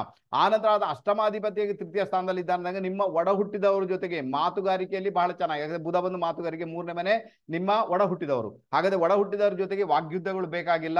ಆತ ಅಷ್ಟಮಾಧಿಪತಿಯಾಗಿ ಆತ ಬಂದಿದ್ದಾನಂದಾಗ ನಿಮ್ಮ ಹಿರಿಯರಿಂದ ಬರ್ತಕ್ಕಂಥ ಪ್ರಾಪರ್ಟಿ, ಇನ್ಹೆರಿಟೆನ್ಸ್, ಅಲ್ಲಿ ಏನಾದ್ರೂ ಡಾಕ್ಯುಮೆಂಟ್ ರೀತಿ ಪ್ರಾಬ್ಲಮ್ ಇದೆ, ಅಥವಾ ಅದು ಬರ್ತಾ ಇಲ್ಲ, ಅದು ಕೋರ್ಟ್ ಕಚೇರಿಗೆ ಇದೆ, ಅಥವಾ ನಿಮ್ಮ ಒಡ ಹುಟ್ಟಿದವ್ರು ಜಾಸ್ತಿ ಬೇಕು ಅಂತಾರೆ, ಏನೋ ಜಗಳಗಳಿರ್ತವೆ. ದಯವಿಟ್ಟು ಜಗಳ ಮಾಡ್ಲಿಕ್ಕೆ ಹೋಗುದು ಬೇಡ ಅಂತ ಹೇಳ್ತಾರೆ. ಯಾಕಂದ್ರೆ ಬುಧನ ರಾಷ್ಟ್ರಾಧಿಪತಿ ತನ್ನಿಂದ 12ನೇ ಮನೆ, ಜಗಳಗಳು ಬಂದಾಗ ಅದು ವಿಕೋಪಕ್ಕೆ ಹೋಗುವಂತಹ ಎಲ್ಲಾ ಸಾಧ್ಯತೆಗಳು ಇರುವುದರಿಂದ ಏನು ಇನ್ಹೆರಿಟೆನ್ಸ್ ಇದೆ, ಏನು ಹಿರಿಯರಿಂದ ಬರ್ತಕ್ಕಂಥ ಆಸ್ತಿ ಪಾಸ್ತಿ ಇದೆ, ಜ್ಯುವೆಲ್ರಿ ಇದೆ, ದುಡ್ಡು ಇದೆ, ಅದರ ವಿಚಾರದಲ್ಲಿ ಒಡ ಹುಟ್ಟಿದವರ ಜೊತೆಗೆ ಜಗಳ ಮಾಡ್ಲಿಕ್ಕೆ ಹೋಗಬೇಡಿ. ಶಾಂತ ರೀತಿಯಲ್ಲಿ ವರ್ತನೆ ಮಾಡ್ಲಿಕ್ಕೆ ಪ್ರಯತ್ನ ಮಾಡಿ. ಮೇ ಬಿ ನಿಮ್ಮ ಕೆಲಸ ಕಾರ್ಯಗಳು ಆಗುವಂತಹ ಸಾಧ್ಯತೆಗಳು ತೀರಾ ಜಾಸ್ತಿ ಅಂತ ಹೇಳ್ತೇನೆ. ಆನಂತರ ಅಷ್ಟಮಾಧಿಪತಿಯಾಗಿ ಬಂದಿರುವುದರಿಂದ ನಿಮ್ಮ ಒಂದು ಆರೋಗ್ಯವನ್ನು ನೋಡ್ಕೊಳ್ಬೇಕಾಗುತ್ತೆ. ಆರೋಗ್ಯ ಯಾವಾಗ ಕೆಟ್ಟೋಗುತ್ತೆ, ಯಾವಾಗ ಮನೆಯಿಂದ ದೂರ ಹೋಗ್ತೀರಾ, ಟ್ರಾವೆಲಿಂಗ್ ಮಾಡ್ತೀರಾ, ಆವಾಗ ನಿಮ್ಮ ಹೆಲ್ತ್ ರಿಲೇಟೆಡ್ ಪ್ರಾಬ್ಲಮ್ ಕಾಡುವಂತ ಎಲ್ಲಾ ಸಾಧ್ಯತೆಗಳು ಜಾತಕದಲ್ಲಿ ಕಂಡು ಬರ್ತಾ ಉಂಟು. ಅದರ ಜೊತೆಗೆ ನಿಮ್ಗೆ ಮನೆ ಕೆಲಸಕ್ಕೆ ಬೇಕಾಗಿನೇ ಮನೆಯಿಂದ ದೂರ ಹೋಗುವಂತ ಯೋಗ ಭಾಗ್ಯ ಕೂಡ ಡೆಫಿನೆಟ್ ಆಗಿ ಕ್ರಿಯೇಟ್ ಆಗುತ್ತೆ. ದೂರ ಹೋಗುವಂತ ಯೋಗ ಭಾಗ್ಯ ಕ್ರಿಯೇಟ್ ಆಗುತ್ತೆ. ಅಂತ ಬುಧ ಏನ್ ಮಾಡ್ತಾನೆ, ನೇರವಾಗಿ ಭಾಗ್ಯವನ್ನ ವೀಕ್ಷಣೆ ಮಾಡುವುದರಿಂದ ಅಲ್ಲಿ ಏನಾಗುತ್ತೆ, ತೀರ್ಥಕ್ಷೇತ್ರ ಯಾತ್ರೆಗಳಿಗೆ ನೀವು ಭೇಟಿ ಮಾಡುವಂತದ್ದು, ಕೆಲವರೆಲ್ಲ ವಿದೇಶ ಪ್ರಯಾಣ ಮಾಡುವಂತದ್ದು, ಕೆಲವರೆಲ್ಲ ಹೈಯರ್ ಎಜುಕೇಶನ್ಗೆ ಹೋಗುವಂತ ಯೋಗ ಭಾಗ್ಯ. ಅಂದ್ರೆ ಯಾರೋ ಯೋಗ್ಯ ವಯಸ್ಕರಿರ್ತಾರೆ, ಹೈಯರ್ ಎಜುಕೇಶನ್ ಮಾಡಬೇಕು ಅಂತವರಿಗೆ ಹೈಯರ್ ಎಜುಕೇಶನ್ ಅಲ್ಲಿ ಹೋಗುವಂತ ಯೋಗ ಭಾಗ್ಯ ಕೂಡ ಜಾತಕದಲ್ಲಿ ಆಲ್ಮೋಸ್ಟ್ ಕ್ರಿಯೇಟ್ ಆಗಿದೆ. ಚಿಂತೆ ಮಾಡುವಂತ ಅಗತ್ಯ ಇಲ್ಲ, ಒಳ್ಳೇದಾಗುತ್ತೆ. ನಿಮ್ಗೆ ಪ್ರಿಕಾಷನ್ ಕೊಟ್ಟಿದ್ದೇನೆ, ಅದನ್ನ ಅರ್ಥ ಮಾಡ್ಕೊಳ್ಳಿ. ಜುಬಾನ್ ಚೆನ್ನಾಗಿಟ್ಕೊಳ್ಳಿ, ನಾಲಿಗೆ ಚೆನ್ನಾಗಿಟ್ಕೊಳ್ಳಿ, ಮಾತುಗಾರಿಕೆಯಲ್ಲಿ ಒಂದಷ್ಟು ಪರಿಪೂರ್ಣತೆಯಿಂದ ಮಾತಾಡ್ಲಿಕ್ಕೆ ಪ್ರಯತ್ನ ಮಾಡಿ. ಆವಾಗ ಬುಧನಿಂದ ಬರ್ತಕ್ಕಂಥ ಸಮಸ್ಯೆ ಬರುವುದೇ ಇಲ್ಲಲ್ವಾ? ಅಥವಾ ಹಾಗಾದ್ರೆ ಕುಂಭರಾಶಿ ಅಂತಲ್ಲಿ ಯಾವುದೇ ರಾಶಿಯವರು ಕೂಡ ಚಿಂತೆ ಮಾಡುವಂತ ಅಗತ್ಯ ನನ್ನ ಲೆಕ್ಕದಲ್ಲಂತೂ ಖಂಡಿತ ಇಲ್ಲ ಅಂತ ಹೇಳ್ತೇನೆ. ಗೊತ್ತಾಯ್ತು ನಿಮ್ಗೆ. ಕೊನೆಗೆ ಬಂದ್ಬೇಡ ನಮ್ಮ ಮೀನರಾಶಿ. ಮೀನರಾಶಿಯವರಿಗೆ ಬುಧ ಮಹಾರಾಜನ ಪ್ರಮಾಣ 2ನೇ ಮನೆಯಲ್ಲಿ ಆಗ್ತಾ ಉಂಟು, ಸೆಕೆಂಡ್ ಹೌಸ್ ಅಲ್ಲಿ ಆಗ್ತಾ ಉಂಟು. ಓಕೆ, ಸೆಕೆಂಡ್ ಹೌಸ್ ಅಲ್ಲಿ ಬುಧ ಪರವಾಗಿಲ್ಲ, ಒಳ್ಳೆ ಇಂಪ್ಯಾಕ್ಟ್ ಅನ್ನ ಕ್ರಿಯೇಟ್ ಮಾಡ್ತಾನೆ ಆತ ಯಾರು ಬುಧ ಯಾರು ಈ ಜಾತಕಕ್ಕೆ? ಆತ 4th ಲಾರ್ಡ್, 4ನೇ ಮನೆ ಅಧಿಪತಿ, ಮತ್ತೆ ಆತ 7ನೇ ಮನೆ ಅಧಿಪತಿಯಾಗಿ 2ನೇ ಮನೆಯಲ್ಲಿ ಬಂದು ಸೇರ್ಕೊಂಡ್ಬಿಟ್ಟಿದ್ದಾನೆ ಅಂದಾಗ ಡೆಫಿನೆಟ್ ಆಗಿ ದುಡ್ಡಿನ ವಿಚಾರದಲ್ಲಿ ಪ್ರೊಸೀಡ್ ಆಗುವಂತದ್ದು, ದುಡ್ಡಿನ ವಿಚಾರಗಳು, ಕುಟುಂಬದ ವಿಚಾರಗಳು ಬಹಳಷ್ಟು ದೊಡ್ಡ ಮಟ್ಟಿಗೆ ಇನ್ಫ್ಲುಯೆನ್ಸ್ ಆಗುತ್ತೆ. ಅದರಿಂದಾಗಿ ಹಣಕಾಸಿನ ವಿಚಾರದಲ್ಲಿ ಏನು ಸಮಸ್ಯೆ ಉಂಟು ಮೇ ಬಿ ನಿವಾರಣೆ ಆಗುವಂಥದ್ದು. ಅದರಲ್ಲಿ ಇನ್ನೇನಾಗುತ್ತೆ ಅಂದ್ರೆ ಎಲ್ಲೋ ಒಂದ್ ಕಡೆ ಇದು ನಿಮ್ಮ ಬುಧ 4ನೇ ಮನೆ ಅಧಿಪತಿ ತನ್ನಿಂದ 11ನೇ ಮನೆಯಲ್ಲಿ ಇದ್ದಾನಂದಾಗ ಭೂಮಿ ವಿಚಾರದಲ್ಲಿ ಲಾಭ, ಮನೆ ವಿಚಾರದಲ್ಲಿ ಲಾಭ, ವಾಹನದ ವಿಚಾರದಲ್ಲಿ ಲಾಭ, ತಾಯಿಯಿಂದ ಲಾಭಗಳು ಉಂಟಾಗುವ ಸಾಧ್ಯತೆಗಳು ತೀರಾ ಜಾಸ್ತಿ. ಹಾಗಾದ್ರೆ ಕೆಲವರಿಗೆಲ್ಲ ಭೂಮಿ ಮಾರಿ ಕೂಡ ದುಡ್ಡು ಬರ್ಬೋದು, ಅಥವಾ ಭೂಮಿಯ ವಿಚಾರದಲ್ಲಿ ಮಧ್ಯವರ್ತಿಗಳಾಗಿ ಅಂದ್ರೆ ಮಿಡಲ್ ಮ್ಯಾನ್ ಆಗಿ ಕೂಡ ನೀವು ದುಡ್ಡನ್ನ ಮಾಡ್ಬೋದು, ಅದರಿಂದ ಕೂಡ ನಿಮ್ಗೆ ಹಣಕಾಸು ಬರ್ಬೋದು ಅಂತ ಒಂದು ಇಂಡಿಕೇಶನ್ ಇದೆ. ನಿಮ್ಮ ಪ್ರಯತ್ನ ನೀವು ಮಾಡಿ, ಮೇ ಬಿ ಬರುವಂತದ್ದು, ಅಥವಾ ಬುಧ ಮಹಾರಾಜ ಅದನ್ನ ಕೊಡುವಂತ ಸಾಧ್ಯತೆಗಳನ್ನ ತಳ್ಳಿ ಹಾಕುವಂತಿಲ್ಲ, ಅಥವಾ ಇದನ್ನ ಅರ್ಥ ಮಾಡ್ಕೊಳ್ಳಿಕ್ಕೆ ಪ್ರಯತ್ನ ಮಾಡಿ. ಆನಂತರ ಬುಧ ಯಾರು? ಆತ 7th ಲಾರ್ಡ್. ಆತ 7th ಲಾರ್ಡ್ ಆಗಿ ಆತ ತನ್ನಿಂದ 8ನೇ ಮನೆಯಲ್ಲಿ ಇದ್ದಾನಂದಾಗ ಮದುವೆ ಜೀವನಕ್ಕೆ ಸಂಬಂಧಪಟ್ಟಂತ ಕೆಲವೊಂದು ವಿಚಾರಗಳಲ್ಲಿ ಮಾತುಗಾರಿಕೆಯಲ್ಲಿ ತೊಂದರೆಗಳನ್ನ ಕ್ರಿಯೇಟ್ ಮಾಡುವಂಥದ್ದು, ಪಾರ್ಟ್ನರ್ ಜೊತೆಗೆ ಮಿಸ್ಅಂಡರ್ಸ್ಟ್ಯಾಂಡಿಂಗ್ ಆಗುವಂಥದ್ದು, ಅಥವಾ ನಿಮ್ಮ ಪಾರ್ಟ್ನರ್ಶಿಪ್ ಬಿಸ್ನೆಸ್ ಅಲ್ಲಿ ತೊಂದರೆಗಳಾಗುವಂಥದ್ದು, ಅಥವಾ ನಿಮ್ಮ ವಿದೇಶ ಪ್ರಯಾಣದಲ್ಲಿ ತೊಂದರೆಗಳಾಗುವಂಥದ್ದು, ಅಥವಾ ಯಾರಿಗೆಲ್ಲ ಕಿಡ್ನಿ ಸಮಸ್ಯೆ ಆಲ್ರೆಡಿ ಇದೆ ಇಷ್ಟವರೆಗೆ ಅದು ಎಲ್ಲೊಂದ್ ಕಡೆ ಜಾಸ್ತಿ ಆಗುವಂಥದ್ದು, ಇನ್ನು ಕೆಲವರಿಗೆಲ್ಲ ಮೂತ್ರಜನಕಾಂಗದ ತೊಂದರೆ ಇದೆ, ಅಥವಾ ಮೂತ್ರ ವಿಸರ್ಜಿಸುವಲ್ಲಿ ತೊಂದರೆ ಇದೆ, ಅಥವಾ ಆ ಪಾರ್ಟ್ ಅಲ್ಲಿ ಪ್ರಾಬ್ಲಮ್ ಇದೆ ಅಂದಾಗ ಕೂಡ ಅವರಿಗೆ ದೊಡ್ಡ ಮಟ್ಟಿಗೆ ಸಮಸ್ಯೆಗಳಾಗುವಂತ ಸಾಧ್ಯತೆಗಳು ತೀರಾ ಜಾಸ್ತಿ ಅಂತ ಹೇಳ್ತೇನೆ. ನಿಮ್ಮ ಪಾರ್ಟ್ನರ್ ಜೊತೆಗೆ ಅಲ್ವಾ, ನಿಮ್ಮ ಪಾರ್ಟ್ನರ್ ಯಾರಿದೆ ಅವ್ರ ಜೊತೆಗೆ ನಿಮ್ಮ ಒಂದು ಕಮ್ಯುನಿಕೇಶನ್ ಅನ್ನ ಬಹಳ ಚೆನ್ನಾಗಿ ಇಟ್ಕೊಳ್ಳಿ, ಚೆನ್ನಾಗಿ ಮಾತಾಡಿ, ಅವ್ರ ಜೊತೆಗೆ ತುಂಬಾ ಪ್ರೀತಿಯಿಂದ ಮಾತಾಡ್ಲಿಕ್ಕೆ ಪ್ರಯತ್ನ ಮಾಡಿ. ಇಲ್ಲಾಂದ್ರೆ ಸಮಸ್ಯೆ ಅನುಭವಿಸ್ಬೇಕು. ಯಾಕಂದ್ರೆ ಮೊದಲೇ ಮೀನ ಲಗ್ನ ಜಾತಕ, ಮ್ಯಾರಿಡ್ ಲೈಫ್ಗೆ ಸಂಬಂಧಪಟ್ಟಂತೆ ಅಂದ್ರೆ ಮೀನ ರಾಶಿ ಜಾತಕ, ಲಗ್ನ ಆದ್ರೂ ಪರವಾಗಿಲ್ಲ, ಮ್ಯಾರಿಡ್ ಲೈಫ್ಗೆ ಸಂಬಂಧಪಟ್ಟಂತೆ ಅದೇನೋ ಒಂದು ಇರಿಟೇಷನ್ ಅದು ಇದ್ದೇ ಇದೆ. ಈಗ ಬುಧ ಮಹಾರಾಜ ಸಪ್ತಮದಿಂದ ಅಷ್ಟಮಕ್ಕೆ ಬಂದಿದ್ದಾನೆ, ಅಂದ್ರೆ 7th ಹೌಸ್ ಇಂದ ತನ್ನಿಂದ 8ನೇ ಮನೆಯಲ್ಲಿ ಇದ್ದಾನೆ ಆತ. ಓಕೆ, ಅದನ್ನ ಮತ್ತೆ ಯಾರು ಶನಿ ನೋಡ್ತಾ ಇದ್ದಾನೆ, ಅದರ ರಾಷ್ಟ್ರಾಧಿಪತಿಯಲ್ಲಿದ್ದಾನೆ, ತನ್ನಿಂದ 12ನೇ ಮನೆಯಲ್ಲಿ ಇದ್ದಾನೆ. ಬರೇ ಪ್ಲಸ್ ಪಾಯಿಂಟ್ ಏನಿದೆ ಅಂದ್ರೆ ಗುರು ಮಹಾರಾಜ ಸಪ್ತಮನ್ನು ನೋಡ್ತಾ ಇದ್ದಾನೆ. ಬಚಾವಂತೂ ಆಗ್ತೀರಾ, ಇಲ್ಲ ಅಂತೇನಿಲ್ಲ, ಬಚಾವಾಗುವಂತ ಎಲ್ಲಾ ಯೋಗ ಇದೆ. ಬಟ್ ಅದ್ರ ಜೊತೆಗೆ ಈ ಒಂದು ವಾಗ್ಯುದ್ಧಗಳಾಗುವಂತದ್ದು ತೀರಾ ಜಾಸ್ತಿ ಇದೆ. ಅಲ್ಲಿ ಇನ್ನೂ ಏನಾಗುತ್ತೆ ಅಂದ್ರೆ ಅಲ್ಲಿ ನೋಡಿ, ಅಷ್ಟಮಾಧಿಪತಿ ಶುಕ್ರನ್ ಜೊತೆಗೆ ಬುಧನ ಕಾಂಬಿನೇಷನ್ ಇದೆ ಅಲ್ವಾ. ಅಷ್ಟಮಾಧಿಪತಿ ಅಂದಾಗ ಏನಾಗುತ್ತೆ, ಅದು ಏರಿಳಿತಗಳು, ವಿಪರೀತ ರೀತಿಯ ಏರಿಳಿತಗಳು ಅಲ್ವಾ. ನಿಮ್ಗೆ ಯಾರಿಗೆಲ್ಲ ಮೀನ ಲಗ್ನದವರು ಅಥವಾ ಮೀನ ರಾಶಿಯವರು ಇರ್ತಾರಲ್ವಾ, ಅವ್ರಿಗೆಲ್ಲ ಏರಿಳಿತವನ್ನು ಕೂಡ ಪ್ಲಾನೆಟ್ಸೇ ಬಂದು ಶುಕ್ರ. ಅದಕ್ಕೋಸ್ಕರ ಏನಾಗಿದೆ, ಇವರ ವೈವಾಹಿಕ ಜೀವನನೇ ವಿಪರೀತ ಏರಿಳಿತ, ಯಾವಾಗ ಸರಿ ಇರುತ್ತೆ, ಯಾವಾಗ ತೊಂದರೆಗಳಿಗೆ ಒಂದೂ ಗೊತ್ತಾಗಲ್ಲ. ಒಮ್ಮೆ ಎತ್ತರದಲ್ಲಿದ್ರೆ ಮತ್ತೊಮ್ಮೆ ಪಾತಾಳದಲ್ಲಿರುತ್ತೆ, ಈ ಪರಿಸ್ಥಿತಿ ಇರುತ್ತೆ. ಅದಕ್ಕೋಸ್ಕರ ಬುಧ ಮಹಾರಾಜನ 2ನೇ ಮನೆಯಲ್ಲಿ ಪ್ರಮಾಣ ಕೆಲವೊಂದು ವಿಚಾರದಲ್ಲಿ ಲಾಭ ಕೊಡ್ತಾನೆ ಅಂದಾಗ ಕೂಡ ನಿಮ್ಮ ವೈವಾಹಿಕ ಜೀವನಕ್ಕೆ ಸಂಬಂಧಪಟ್ಟಂತ ವಿಚಾರಗಳಲ್ಲಿ ತೊಂದರೆಗಳಾಗುವಂತಹ ಸಾಧ್ಯತೆಗಳು ತೀರಾ ಜಾಸ್ತಿ. ಬಹಳಷ್ಟು ಫ್ಲಕ್ಚುಯೇಷನ್ಸ್ ಆಗುವಂಥದ್ದು, ಏರಿಳಿತಗಳಾಗುವಂಥದ್ದು, ಅಥವಾ ಮಾತುಗಾರಿಕೆಯಲ್ಲಿ ಸಮಸ್ಯೆಗಳು ಕ್ರಿಯೇಟ್ ಆಗುವಂಥದ್ದು, ಅನಾರೋಗ್ಯ ಬರುವಂತಹ ಸಾಧ್ಯತೆಗಳು ತಳ್ಳಿ ಹಾಕುವಂತಿಲ್ಲ. ಗುರು ಬಚಾವ್ ಮಾಡಬಲ್ಲ, ಬಟ್ ನಮ್ಮ ಪ್ರಿಕಾಷನ್ ನಮ್ಮ ಕೈಯಲ್ಲಿ ಇರಲೇಬೇಕಾದಂತಹ ಅನಿವಾರ್ಯತೆ ಡೆಫಿನೆಟ್ ಆಗಿ ಉಂಟು. ಓಕೆ, ಗೊತ್ತಾಯ್ತು ಅಂತ ಇಟ್ಕೊಳ್ತೇನೆ. ಇದು ಬಹಳ ವಿಶೇಷವಾಗಿ ಮೇಷರಾಶಿಯಿಂದ ಮೀನರಾಶಿಯವರಿಗೆ ಬುಧ ಮಹಾರಾಜನ ಗೋಚಾರ ಭ್ರಮಣ ಯಾವ ರೀತಿ ಇಂಪ್ಯಾಕ್ಟ್ ಅನ್ನ ಕ್ರಿಯೇಟ್ ಮಾಡುತ್ತೆ ಅದನ್ನ ಹೇಳಿದ್ದೇನೆ ನೋಡಿ. ಇದರಲ್ಲೆಲ್ಲ ಭಾವದ್ ಭಾವ ನಾನೇನಾದ್ರೂ ಇಟ್ಕೊಳ್ಳಿಕ್ಕೆ ಹೋದ್ರೆ ಉಂಟಲ್ವಾ, ಒಂದೊಂದು ರಾಶಿಗೂ ಕೂಡ ಒಂದೊಂದು ಗಂಟೆ ಪ್ರೆಡಿಕ್ಷನ್ ಮಾಡಿ ಕೂತ್ಕೊಳ್ಬೇಕಾಗುತ್ತೆ ಅಲ್ವಾ. ಅದಕ್ಕೋಸ್ಕರ ಅದೆಲ್ಲ ಆಗದಂತ ವಿಚಾರ. ಸಾಧಾರಣ ಮಟ್ಟಿಗೆ ಏನೆಲ್ಲ ಇಂಪ್ಯಾಕ್ಟ್ ಕ್ರಿಯೇಟ್ ಆಗುತ್ತೆ ಅದನ್ನ ಹೇಳಿದ್ದೇನೆ. ಪ್ರಿಕಾಷನ್ ಏನನ್ನ ತಗೊಳ್ಬೇಕಾಗುತ್ತೆ ನೀವು ಬುಧ ಮಹಾರಾಜನಿಂದ. ನೋಡಿ, ನೀವೀಗ ಬುಧ ಶಾಂತಿ ಮಾಡ್ತೇನೆ, ಇನ್ನು ಅದು ಮಾಡ್ತೇನೆ, ಇದು ಓಕೆ ನೀವು ಮಾಡಿ, ನಾನು ಯಾರಿಗೂ ಅಡ್ಡಿ ಅಲ್ಲ. ಬಟ್ ನಾರ್ಮಲ್ ವೇಯಲ್ಲಿ ಅಲ್ವಾ, ಅರ್ಥ ಆಗುತ್ತಾ ನಿಮ್ಗೆ? ನಾರ್ಮಲ್ ವೇಯಲ್ಲಿ ನಾವು ಅದನ್ನ ನೋಡ್ಬೇಕು.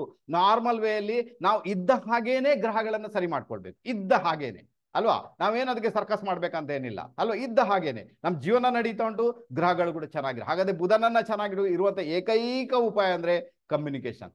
ನಿಮ್ಮ ಕಮ್ಯುನಿಕೇಶನ್ ಅನ್ನ ಚೆನ್ನಾಗಿ ನೀವು ಬಳಸಿ ಅಂತ ಹೇಳ್ತೇನೆ. ಕಮ್ಯುನಿಕೇಶನ್ ಅನ್ನ ಚೆನ್ನಾಗಿ ನೀವು ಅಭಿವೃದ್ಧಿಗೊಳಿಸಿ ಅಂತ ಹೇಳ್ತೇನೆ. ಒಳ್ಳೆ ರೀತಿಯ ಒಳ್ಳೆ ವರ್ಡ್ಸ್ ಗಳನ್ನ ಇಟ್ಟುಕೊಂಡು ಮಾತಾಡಿ ಅಂತ ಹೇಳ್ತೇನೆ. ಯಾರಿಗೂ ನೋವನ್ನ ಎಲ್ಲಿ ನೋವನ್ನ ಕೊಡ್ತೀರಾ ಅಲ್ಲಿ ಬುಧ ಕೆಟ್ಟೋಗ್ತಾನೆ. ಅವಾಗ ಏನಾಗಿದೆ, ಜಾತಕದಲ್ಲಿ ಬುಧನಿಂದ ಭದ್ರಯೋಗ ಕ್ರಿಯೇಟ್ ಆಗ್ತಾ ಉಂಟು ಅಂತದ್ದು ಕೂಡ ನಿಮ್ಗೆ ಭದ್ರತೆನೇ ಇರಲ್ಲ, ಆ ಪರಿಸ್ಥಿತಿ ಕ್ರಿಯೇಟ್ ಆಗುತ್ತೆ. ಯಾಕಂದ್ರೆ ನೀವೇ ಕೆಡ್ಸ್ಕೊಂಡ್ ಬಿಟ್ರಿ. ಈಗ ನಿಮ್ಗೆ ಯಾರನ್ನು ನೋಡಿದ್ರೇನ ಆಗಲ್ಲ ಅಲ್ವಾ, ಅಲ್ಲಿ ಫೈಟಿಂಗ್ ಶುರು ಮಾಡಿಬಿಡ್ತೀರಾ. ಗಂಡನ ನೋಡಿದ್ರೆ ಹೆಂಡತಿಗೆ ಆಗಲ್ಲ, ಕೆಲವೊಮ್ಮೆ ಹೆಂಡತಿಯನ್ನು ನೋಡಿದ್ರೆ ಗಂಡನೇ. ಅದಕ್ಕೆಲ್ವಾ ಯಾವಾಗ ಗಂಡ ಹೆಂಡತಿ ಮಧ್ಯೆ ವಾಗ್ಯುದ್ಧ ಬರ್ತಾಗ ಬುಧ ಕೆಟ್ಟೋಗ್ತಾನೆ. ಬುಧ ಹೋದಾಗ ಏನಾಯ್ತು, ಯಾತೋ ಅವ್ರಲ್ಲಿ ಡಿವೋರ್ಸ್ ಆಗುತ್ತೆ, ಯಾತೋ ಅವರ ಬೆಡ್ರೂಮ್ ಲೈಫ್ ಟೋಟಲಿ ಡಿಸ್ಟರ್ಬೆನ್ಸ್ ಆಗುತ್ತೆ. ಅವ್ರಿಗೆ ಇಂಟ್ರೆಸ್ಟ್ ಕೂಡ ಇರಲ್ಲ, ಅವ್ರು ಅದರಲ್ಲಿ ಹೋಗುದು ಕೂಡ ಇಲ್ಲ. ಈ ಪರಿಸ್ಥಿತಿ ಬೇಕಾಯ್ತಲ್ಲ, ಬೇಡ ತಾನೆ. ಅದಕ್ಕೋಸ್ಕರ ಏನ್ ಮಾಡ್ಬೇಕಾಗುತ್ತೆ, ಕಮ್ಯುನಿಕೇಶನ್ ಅನ್ನ ಬಹಳ ಚೆನ್ನಾಗಿಟ್ಟು. ನಾನು ಹೇಳ್ತೀನಿ, ನಿಮ್ಮ ಮಾತುಗಾರಿಕೆ ಅಲ್ವಾ, ನಿಮ್ಮ ಮಾತು ನೀವು ಮಾತಾಡಿದ್ರೆ ಸಾಕು, ಒಂದಷ್ಟು ಜನ ಖುಷಿ ಆಗ್ಬೇಕು. ನೀವು ಕಾಮಿಡಿ ಮಾಡಿ, ಖುಷಿಯಾಗಿ ಮಾತಾಡಿ, ಜೋಕ್ಸ್ ಮಾಡ್ತಾ ಇರಿ ನೀವು ಅಲ್ವಾ. ಅವ್ರಿಗೆ ಒಳ್ಳೇದನ್ನ ಕೊಡಿ, ಅವ್ರಿಗೆ ಉಪದೇಶ ಮಾಡಿ, ಅವ್ರಿಗೆ ಬುದ್ಧಿ ಹೇಳಿ ಅಲ್ವಾ. ಅಥವಾ ಇದು ಬಹಳ ದೊಡ್ಡ ಮಟ್ಟಿಗೆ ಇಂಪ್ಯಾಕ್ಟ್ ಅನ್ನು ಕ್ರಿಯೇಟ್ ಮಾಡದೆ ಬುಧನನ್ನು ಚೆನ್ನಾಗಿ ಇಟ್ಕೊಳ್ಳೋದಕ್ಕೆ ಬೇಕಾಗಿ. ಇನ್ನು ನೆಕ್ಸ್ಟ್ ಏನ್ ಮಾಡ್ಬೇಕು, ಸಣ್ಣ ಮಕ್ಕಳು. ಬುಧ ಅಂದ್ರೆ ಸಣ್ಣ ಮಕ್ಕಳು. ಹಾಗಾದ್ರೆ ಸಣ್ಣ ಮಕ್ಕಳನ್ನ ತುಂಬಾ ಪ್ರೀತಿಸಿ. ನೋಡಿ, ಇಲ್ಲಿ ಒಂದು ಬ್ಯಾಡ್ ಇಂಪ್ಯಾಕ್ಟ್ ಏನಿರುತ್ತೆ ಅಂದ್ರೆ, ಈಗ ಬುಧನಿಂದಲೇ ನಿಮ್ಗೆ ತೊಂದರೆ ಬರ್ತಾ ಉಂಟು ಅಂತ ಇಟ್ಕೊಳ್ಳೋಣ. ನಾನು ಡೆಫಿನೆಟ್ ಆಗಿ ಹೇಳ್ತೇನೆ, ಎಲ್ಲೊಂದ್ ಕಡೆ ಸಣ್ಣ ಮಕ್ಕಳಿಗೆ ಸೆಕ್ಸುವಲಿ ಅಬ್ಯೂಸ್ ಮಾಡಿದ್ದೀರಾ, ಅದಕ್ಕೆ ನಿಮ್ಗೆ ಬುಧ ಎಲ್ಲಿದ್ರು ಕೂಡ ತೆಗೆದು ಹೊಡೆತ ಕೊಡ್ಲಿಕ್ಕೆ ಶುರು ಮಾಡ್ತಾನೆ. ಇದು ಭಯಾನಕ ಪರಿಸ್ಥಿತಿ ಅಂತ ಹೇಳ್ತೇನೆ. ಇದು ಅಷ್ಟು ಸುಲಭ ಅಲ್ಲ ನಿಮ್ಗೆ ಸರಿಯಾಗ್ಲಿಕ್ಕೆ. ಬಹಳ ಜಾಗೃತರಾಗಿರ್ಬೇಕು. ಓಕೆನಾ, ಅರ್ಥ ಆಯ್ತಾ ನಿಮ್ಗೆ? ಕೆಲವರೆಲ್ಲ ಕೆಲವರೆಲ್ಲ ಹುಚ್ಚರು ಇರ್ತಾರೆ, ಸಣ್ಣ ಮಕ್ಕಳಿಗೆನೆ ಅಬ್ಯೂಸ್ ಮಾಡಿರ್ತಾರೆ. ಆ ಮಕ್ಕಳು 12 ವರ್ಷನೋ 13 ವರ್ಷನೋ 9 ವರ್ಷನೋ ಏನೂ ನೋಡಲ್ಲ. ಇವ್ರಿಗೇನು ಮಜಾ ತಗೊಳ್ಬೇಕು ಈ ಪರಿಸ್ಥಿತಿ. ಬಟ್ ಅವ್ರಿಗೆ ಅವರ ಬುಧ ಏನು ಇಂಪ್ಯಾಕ್ಟ್ ಕ್ರಿಯೇಟ್ ಮಾಡಿ ಯಾರಿಗೂ ಗೊತ್ತಿರಲ್ಲ. ಮತ್ತೆ ಹೋಗಿ ಗೊತ್ತಾಗುತ್ತೆ, ಮದುವೆ ಜೀವನ ತೊಂದ್ರೆ, ಬಿಸ್ನೆಸ್ ತೊಂದ್ರೆ, ನರ ದೌರ್ಬಲ್ಯ, ನಪುಂಸಕತೆ, ಅಲ್ಲಿ ಮಕ್ಕಳೇ ಇಲ್ಲ. ಆವಾಗ ಎಣಿಸ್ಕೊಳ್ಳಿ ನೀವೇನ್ ಮಾಡಿದ್ದೀರಂತ. ಅರ್ಥ ಆಗುತ್ತಾ ನಿಮ್ಗೆ? ಅರ್ಥ ಮಾಡ್ಕೊಂಡ್ರೆ ತುಂಬಾನೇ ಚೆನ್ನಾಗಿರುತ್ತೆ ಅಲ್ವಾ. ಅದಕ್ಕೋಸ್ಕರ ಯಾರೆಲ್ಲ ಸಣ್ಣ ಮಕ್ಕಳ ಜೊತೆಗೆ ಈ ಸೆಕ್ಸುವಲಿ ಅಬ್ಯೂಸ್ ಮಾಡಿರ್ತಾರೆ, ಖಂಡಿತ ಅದು ಪ್ರಾಬ್ಲಮ್ ಕ್ರಿಯೇಟ್ ಆಗುತ್ತೆ. ಅದಕ್ಕೆ ಪರಿಹಾರ ಏನ್ ಮಾಡ್ಬೋದು? ಈಗ ನಾನು ಹೇಳ್ತೀನಿ, ಸಣ್ಣ ಮಕ್ಕಳಿಗೆ ಟ್ರೀಟ್ಮೆಂಟ್ ಕೊಡಿಸಿ. ಯಾರಾದ್ರೂ ಹಾಸ್ಪಿಟಲ್ ಅಲ್ಲಿ ಇರ್ತಾರೆ ಸಣ್ಣ ಮಕ್ಕಳು, ಪಾಪ ಅವ್ರಿಗೆ ಏನೋ ದವಾಯಿ ಬೇಕು, ಅದನ್ನ ಅವ್ರಿಗೆ ಪ್ರೊವೈಡ್ ಮಾಡಿ. ಇನ್ನು ಕೆಲವರಿಗೆ ಯಾರಿಗೆಲ್ಲ ಸ್ಕೂಲ್ನ ಫೀಸ್ ಕಟ್ಲಿಕ್ಕೇನೆ ಆಗ್ತಾ ಇಲ್ಲ, ಸಮಸ್ಯೆ ಇದೆ, ಎಜುಕೇಶನ್ ರಿಲೇಟೆಡ್ ಪ್ರಾಬ್ಲಮ್ ಇದೆ, ಅಂಥವ್ರಿಗೆ ಅಂಥದ್ದೇ ವ್ಯಕ್ತಿಗಳನ್ನು ಹುಡುಕ್ಬೇಕಾಯ್ತಾ. ಈಗ ಯಾರಿಗೂ ಫೀಸ್ ಕಟ್ಲಿಕ್ಕೆ ಅವ್ರಿಗೆ ಸಾಧ್ಯ ಉಂಟು, ಅಂತಹ ಮಕ್ಕಳು ಬೇಕಾಗಿಲ್ಲ. ಯಾರಿಗೆ ಫೀಸ್ ಕಟ್ಲಿಕ್ಕೇನೆ ಆಗಲ್ಲ ಅಂತಹ ಮಕ್ಕಳನ್ನ ಹುಡುಕಿ ಅವ್ರಿಗೆ ಹೋಗಿ ಹೆಲ್ಪ್ ಮಾಡಿ ಅಂತ ಹೇಳ್ತೇನೆ. ಅವರ ಸ್ಕೂಲ್ ಫೀಸ್ ಅನ್ನ ಕಟ್ಟಿ ಅಂತ ಹೇಳ್ತೇನೆ. ಅವ್ರಿಗೆ ಏನಾದ್ರು ಊಟ ತಿಂಡಿಗಳ ವ್ಯವಸ್ಥೆ ಮಾಡಿ ಅಂತ ಹೇಳ್ತೇನೆ. ನಿಮ್ಗೆ ಏನು, ನೀವು ಬುಧನಿಗೆ ಏನು ಅಬ್ಯೂಸ್ ಮಾಡಿದ್ದೀರಾ, ತೊಂದರೆಗೆ ಮೇ ಬಿ ಅದು ನಿವಾರಣೆ ಆಗುವಂತಹ ಎಲ್ಲಾ ಸಾಧ್ಯತೆಗಳು ಇದ್ದೇ ಇರ್ತವೆ ಅಲ್ವಾ. ಜಾತಕದಲ್ಲಿ ನೋಡ್ಕೊಳ್ಳಿ, ಯಾರಿಗೆಲ್ಲ ಬುಧ 8ನೇ ಮನೆಯಲ್ಲಿ ಬಂದ, 12ನೇ ಮನೆಯಲ್ಲಿ ಬಂದ, 12ನೇ ಮನೆ ಅಧಿಪತಿ ಜೊತೆಗೆ ಬಂದ, 8ನೇ ಮನೆ ಅಧಿಪತಿ ಜೊತೆಗೆ ಬಂದ, ಒಳ್ಳೆ ಲಕ್ಷಣ ಅಲ್ಲ. ಓಕೆನಾ, ಅರ್ಥ ಆಯ್ತಾ ನಿಮ್ಗೆ? ಬುಧ ನೋಡಿ, ಬುಧ ಡ್ಯುಯಾಲಿಟಿ ಕೊಡ್ತಾನೆ ಅಲ್ವಾ. ಆತ ಒಂದನ್ನು ಕೊಡೋದು ಎರಡೆರಡು ಕೊಡ್ತಾರೆ, ಎರಡೆರಡು ತಗುವಂತ ಕೊಡ್ತಾನೆ ಆತ ಅಲ್ವಾ. ಬಟ್ ಅದನ್ನ ಪಡ್ಕೊಳ್ಬೇಕಾದ್ರೂ ಕೂಡ ಯೋಗ ಭಾಗ್ಯ ಬೇಕಾಗುತ್ತೆ. ಅದಕ್ಕೋಸ್ಕರ ಬುಧನನ್ನ ಈ ರೀತಿಯಾಗಿ ಚೆನ್ನಾಗಿ ಇಟ್ಕೊಳ್ಳಿಕ್ಕೆ ಪ್ರಯತ್ನ ಅಂತೂ ಖಂಡಿತ ಮಾಡಿ. ಒಂದು ಒಳ್ಳೆ ಇಂಪ್ಯಾಕ್ಟ್ ಅನ್ನು ನೀವು ಪಡ್ಕೊಳ್ತೀರಾ. ಓಕೆನಾ.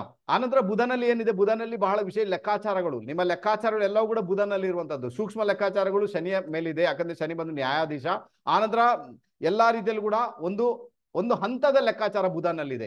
ಎಲ್ಲಿವರೆಗೆ ಬುಧನಲ್ಲಿ ಲೆಕ್ಕಾಚಾರ ಉಂಟಂದ್ರೆ, ನಿಮ್ಮ ಸ್ಪರ್ಮ್ ಕೌಂಟ್ ಏನಿದೆ ಅಲ್ವಾ, ಸ್ಪರ್ಮ್ ಕೌಂಟ್, ಆ ಸ್ಪರ್ಮ್ ಕೌಂಟ್ ಎಷ್ಟಿರ್ಬೇಕೆಂದ್ರೆ ಬುಧ ಡಿಸೈಡ್ ಮಾಡ್ತಾನೆ. ಒಂದು ವೇಳೆ ಬುಧ ಚೆನ್ನಾಗಿಲ್ಲ, ನಿಮ್ಮ ಸ್ಪರ್ಮ್ ಕೌಂಟ್ ಅಲ್ಲಿ ಕೂಡ ಪ್ರಾಬ್ಲಮ್ ಆಗುತ್ತೆ. ಅವಾಗ ನಪುಂಸಕತೆ, ಮಕ್ಕಳಾಗ್ಲಿಕ್ಕೆ ಬಿಡುದಿಲ್ಲ, ಈ ಪರಿಸ್ಥಿತಿ ಕ್ರಿಯೇಟ್ ಆಗುತ್ತೆ ಅಲ್ವಾ. ಅಷ್ಟು ಇಂಪಾರ್ಟೆನ್ಸ್ ಇದೆ ಒಂದು ಬುಧನಿಗೆ ಜಾತಕದಲ್ಲಿ. ಅದಕ್ಕೋಸ್ಕರ ನಾನು ಹೇಳ್ತೀನಿ, ಇಷ್ಟೆಲ್ಲ ರೆಮಿಡೀಸ್ ಗಳನ್ನ ಹೇಳಿದ್ದೇನೆ, ನಾರ್ಮಲ್ ಆಗಿ ಹೇಳಿದ್ದೇನೆ, ರೈಟ್ ವೇಲಿ ಹೇಳಿದ್ದೇನೆ. ದಯವಿಟ್ಟು ಅದನ್ನು ಫಾಲೋ ಮಾಡ್ಲಿಕ್ಕೆ ಪ್ರಯತ್ನ ಮಾಡಿ. ಒಂದೊಳ್ಳೆ ಇಂಪ್ಯಾಕ್ಟ್ ಅನ್ನ ನೀವು ಅನುಭವಿಸ್ತೀರಾ. ಇನ್ನು ಕೊನೆಯದಾಗಿ ಬುಧನಿಗೆ ಬೇಕಾಗಿ ಏನ್ ಮಾಡ್ಬೋದು, ನೀವು ಹೆಸರು ಕಾಳು ಗೊತ್ತಿದೆ ನಿಮ್ಗೆ, ಒಂದು 5 ಕಿಲೋ ಹೆಸರು ಕಾಳು ಪರವಾಗಿಲ್ಲ, ಒಂದು 5 ಕಿಲೋ ಹೆಸರು ಕಾಳನ್ನ ಒಂದು ಹಸಿರು ಬಣ್ಣದ ಬಟ್ಟೆಯಲ್ಲಿ ಕಟ್ಟಿ ಯಾವ್ದಾದ್ರು ದೇವಸ್ಥಾನದಲ್ಲಿ ಇಟ್ಟು ಬನ್ನಿ, ಅಥವಾ ವಿಷ್ಣುವಿನ ದೇವಸ್ಥಾನದಲ್ಲಿ ಇಟ್ಟು ಬನ್ನಿ. ಅದು ಬುಧವಾರ ದಿವಸ 5 ಬುಧವಾರ ಮಾಡ್ಬೇಕಾಗುತ್ತೆ. ಬೆಳಗಿಂದ ಸಂಜೆವರೆಗೆ ನೀವು ಮಾಡ್ಬೋದು. ಬೆಳಗಿನ ಹೊತ್ತು ಇಸ್ ದ ಮಚ್ ಬೆಟರ್ ಅಂತ ಹೇಳ್ತೇನೆ. ಆ ಹೊತ್ತಲ್ಲಿ ಹೋಗಿ ಇಟ್ಟು ಬನ್ನಿ. ಈಗ ಅಲ್ಲಿ ದೇವಸ್ಥಾನ ತಗೊಳ್ಳಲ್ಲ ನನಗಂತೂ ಗೊತ್ತಿಲ್ಲ, ಬಟ್ ನೀವು ಇಟ್ಟು ಅಂತೂ ಬರ್ಬೋದು, ಏನು ತೊಂದರೆ ಇಲ್ಲ. ಓಕೆನಾ. ಅದು ಮಹಾವಿಷ್ಣುವಿನ ಟೆಂಪಲ್ ಅಲ್ಲಿ ಇಟ್ಟು ಬಂದಾಗ ಅದು ಜಾಸ್ತಿ ಇಂಪ್ಯಾಕ್ಟ್ ಅನ್ನ ಕ್ರಿಯೇಟ್ ಮಾಡುತ್ತೆ. ಬುಧನ ನೆಗೆಟಿವ್ ಎನರ್ಜಿ ಎಲ್ಲಿ ಹೋಗ್ಬೇಕು ಅಲ್ಲಿ ಹೋಗಿ ಸೇರ್ಕೊಂತೀಗ, ಅದರಿಂದ ಸಮಸ್ಯೆ ಆಗಲ್ಲ. ಇನ್ನು ಬುಧನಿಗೆ ಸಂಬಂಧಪಟ್ಟದೆ ನೀವೇನ್ ಮಾಡ್ಬೋದು, ಒಂದು ನಾನು ಹೇಳಿದೆ ನಿಮ್ಗೆ, ಕಮ್ಯುನಿಕೇಶನ್ ಕಾನ್ಸಂಟ್ರೇಷನ್ಗೆ ಸಂಬಂಧಪಟ್ಟಿದೆ. ಮನೆಯಲ್ಲಿರುವಂತಹ ಬುಧನ ಕೆಟ್ಟ ವಸ್ತುಗಳು ಅಥವಾ ಹಾಳಾದ ವಸ್ತುಗಳು ಅದೆಲ್ಲ ತೆಗಿರಿ ಅಂತ ಹೇಳಿದ್ದೇನೆ, ಅದನ್ನ ಮಾಡ್ಕೊಳ್ಳೋದು. ಇನ್ನು ಕೊನೆಯದಾಗಿ ನೀವೇನ್ ಮಾಡ್ಬೋದು, ಬುಧನಿಗೆ ಸಂಬಂಧಪಟ್ಟಂತೆ ಬುಧ ಮಹಾರಾಜ ತೊಂದರೆ ಆಗ್ತಾ ಉಂಟು, ಕಮ್ಯುನಿಕೇಶನ್ ತೊಂದರೆ ಆಗ್ತಾ ಉಂಟು, ರಿಲೇಶನ್ಶಿಪ್ ಪ್ರಾಬ್ಲಮ್ ಆಗ್ತಾ ಉಂಟು, ಅನಾರೋಗ್ಯ, ಬುಧ ಸರಿ ಇಲ್ಲಂದ್ರೆ ಬಾರಿ ಬಾರಿ ಅನಾರೋಗ್ಯ ಆಗ್ತಾ ಉಂಟು. ವಿಷ್ಣು ಸಹಸ್ರನಾಮದ ಪಠನೆ ಪ್ರತಿದಿನ ಮಾಡ್ಲಿಕ್ಕೆ ಪ್ರಯತ್ನ ಮಾಡಿ. ಸರ್ ಓದ್ಲಿಕ್ಕೆ ಆಗ್ತಾನೆ ಇಲ್ಲ ಅಥವಾ ಕೇಳಿಸ್ಕೊಳ್ಳಿ ಅಂತ ಹೇಳ್ತೇನೆ, ಅಥವಾ ಮನೆಯಲ್ಲಿ ಅಥವಾ ನಿಮ್ಮ ರೂಮಲ್ಲಿ ಅದನ್ನ ಪ್ಲೇ ಮಾಡಿ ಅಂತ ಹೇಳ್ತೇನೆ. ಸ್ನಾನಾದಿಗಳನ್ನ ಮಾಡ್ಕೊಂಡು ಜಸ್ಟ್ ಕೇಳಿದ್ರು ಕೂಡ ಏನಾಗುತ್ತೆ, ವಿಷ್ಣು ಸಹಸ್ರನಾಮದ ಪಠನೆ ನಿಮ್ಗೆ ಬುಧನಿಂದ ಬರತಕ್ಕಂತ ಒಂದಷ್ಟು ತೊಂದರೆಗಳು, ಒಂದಷ್ಟು ಸಮಸ್ಯೆಗಳು ಡೆಫಿನೆಟ್ ಆಗಿ ದೂರ ಆಗುತ್ತೆ. ವಿಡಿಯೋ ಲೆಂತ್ ಆಗುತ್ತೆ, ಅದರಿಂದ ಇಲ್ಲಿಗೆ ಇದನ್ನ ಮುಗಿಸ್ತಿದ್ದೇನೆ. ಯಾರೆಲ್ಲ ಇದುವರೆಗೆ ಸ್ಕಿಪ್ ಮಾಡದೆ ನಮ್ಮ ವಿಡಿಯೋನ ನೋಡಿದರೆ ಎಂಜಾಯ್ ಮಾಡಿದರೆ ಅವ್ರಿಗೆಲ್ಲ ತುಂಬ ಹೃದಯದ ಧನ್ಯವಾದಗಳನ್ನ ಅರ್ಪಿಸಿದ. ದಯವಿಟ್ಟು ಅರ್ಥ ಮಾಡ್ಕೊಳ್ಳಿ, ಯಾರೆಲ್ಲ ಇದುವರೆಗೆ ನಮ್ಮ ಆರಾಧ್ಯ ಅಷ್ಟು ಯೂಟ್ಯೂಬ್ ಚಾನಲ್ ಸಬ್ಸ್ಕ್ರೈಬ್ ಮಾಡಿಲ್ಲ, ದಯವಿಟ್ಟು ಯೂಟ್ಯೂಬ್ ಚಾನಲ್ ಸಬ್ಸ್ಕ್ರೈಬ್ ಮಾಡಿ, ಬೆಲ್ ಐಕಾನ್ ಪ್ರೆಸ್ ಮಾಡಿ, ಲೈಕ್ ಮಾಡಿ, ಕಮೆಂಟ್ ಮಾಡಿ. ನೋಡಿ, ಕಮೆಂಟ್ ಮಾಡಿ ಅಂತ ನಾನು ಯಾಕೆ ಹೇಳ್ತಾ ಇದ್ದೀನಿ, ಯಾಕಂದ್ರೆ ಅದೇ ನಮಗೆ ಇನ್ಸ್ಪಿರೇಷನ್, ಒಂಥರ ಇಂಟ್ರೆಸ್ಟ್ ಆಗುತ್ತೆ, ಇನ್ನಷ್ಟು ಒಳ್ಳೊಳ್ಳೆ ವಿಡಿಯೋಗಳನ್ನು ಹಾಕಿ ಅಂತ. ಕೆಲವರು ನೋಡ್ತಾರೆ, ಸೀದೆ ಎದ್ದು ಹೋಗ್ತಾರೆ, ನಮ್ಗೆ ಕೆಲವರು ಕೈ ಮುಗಿತಾರೆ. ನಾನು ಇದಕ್ಕೆ ಕೈ ಮುಗಿಯೋದಕ್ಕಿಂತ ಆ ವಿಡಿಯೋದಲ್ಲಿ ಏನಿದೆ ದಯವಿಟ್ಟು ಅದನ್ನ ಬರೆದು ತಿಳಿಸಿ ಅಂತ ಹೇಳ್ತೇನೆ, ಅಥವಾ ಯಾವ ರೀತಿ ಇರ್ಬೇಕು ಅದನ್ನ ಬರೆದು ತಿಳಿಸಿ. ಅವಾಗ ಏನಾಗುತ್ತೆ, ನಮ್ಗೆ ನಾವೊಂಥರ ಪ್ರಮೋಟ್ ಆಗ್ಬೇಕು, ಅಂದ್ರೆ ನಮ್ಗೆ ಒಂಥರ ಪ್ರಮೋಷನ್ ಸಿಕ್ಕ ಹಾಗೆ, ಎಲ್ಲೊಂದ್ ಕಡೆ ಇನ್ನೂ ಒಳ್ಳೆ ವಿಡಿಯೋ ಮಾಡೋಣ ಅದು ಬರ್ಲಿಕ್ಕೆ ಸ್ಟಾರ್ಟ್ ಆಯ್ತು. ದಯವಿಟ್ಟು ಇದನ್ನ ಅರ್ಥ ಮಾಡ್ಕೊಳ್ಳಿ, ತುಂಬಾನೇ ಚೆನ್ನಾಗಿರ್ತದಪ್ಪ. ಈ ಕಾರ್ಯಕ್ರಮ ಇಲ್ಲಿಗೆ ಮುಗಿಸ್ತಿದ್ದೇನೆ. ಇನ್ನೊಂದು ರಹಸ್ಯಮಯವಾದ ವಿಡಿಯೋ, ಇಂಟ್ರೆಸ್ಟಿಂಗ್ ವಿಡಿಯೋ ಜೊತೆಗೆ ನಿಮ್ ಜೊತೆ ಬರ್ಲಿಕ್ಕೆ ಶುರು ಮಾಡ್ತಾರಪ್ಪ. ಅಲ್ಲಿವರೆಗೆ ಎಲ್ರಿಗೂ ನಮಸ್ತೆ, ನಮಸ್ತೆ, ನಮಸ್ತೆ, ಬಾಯ್.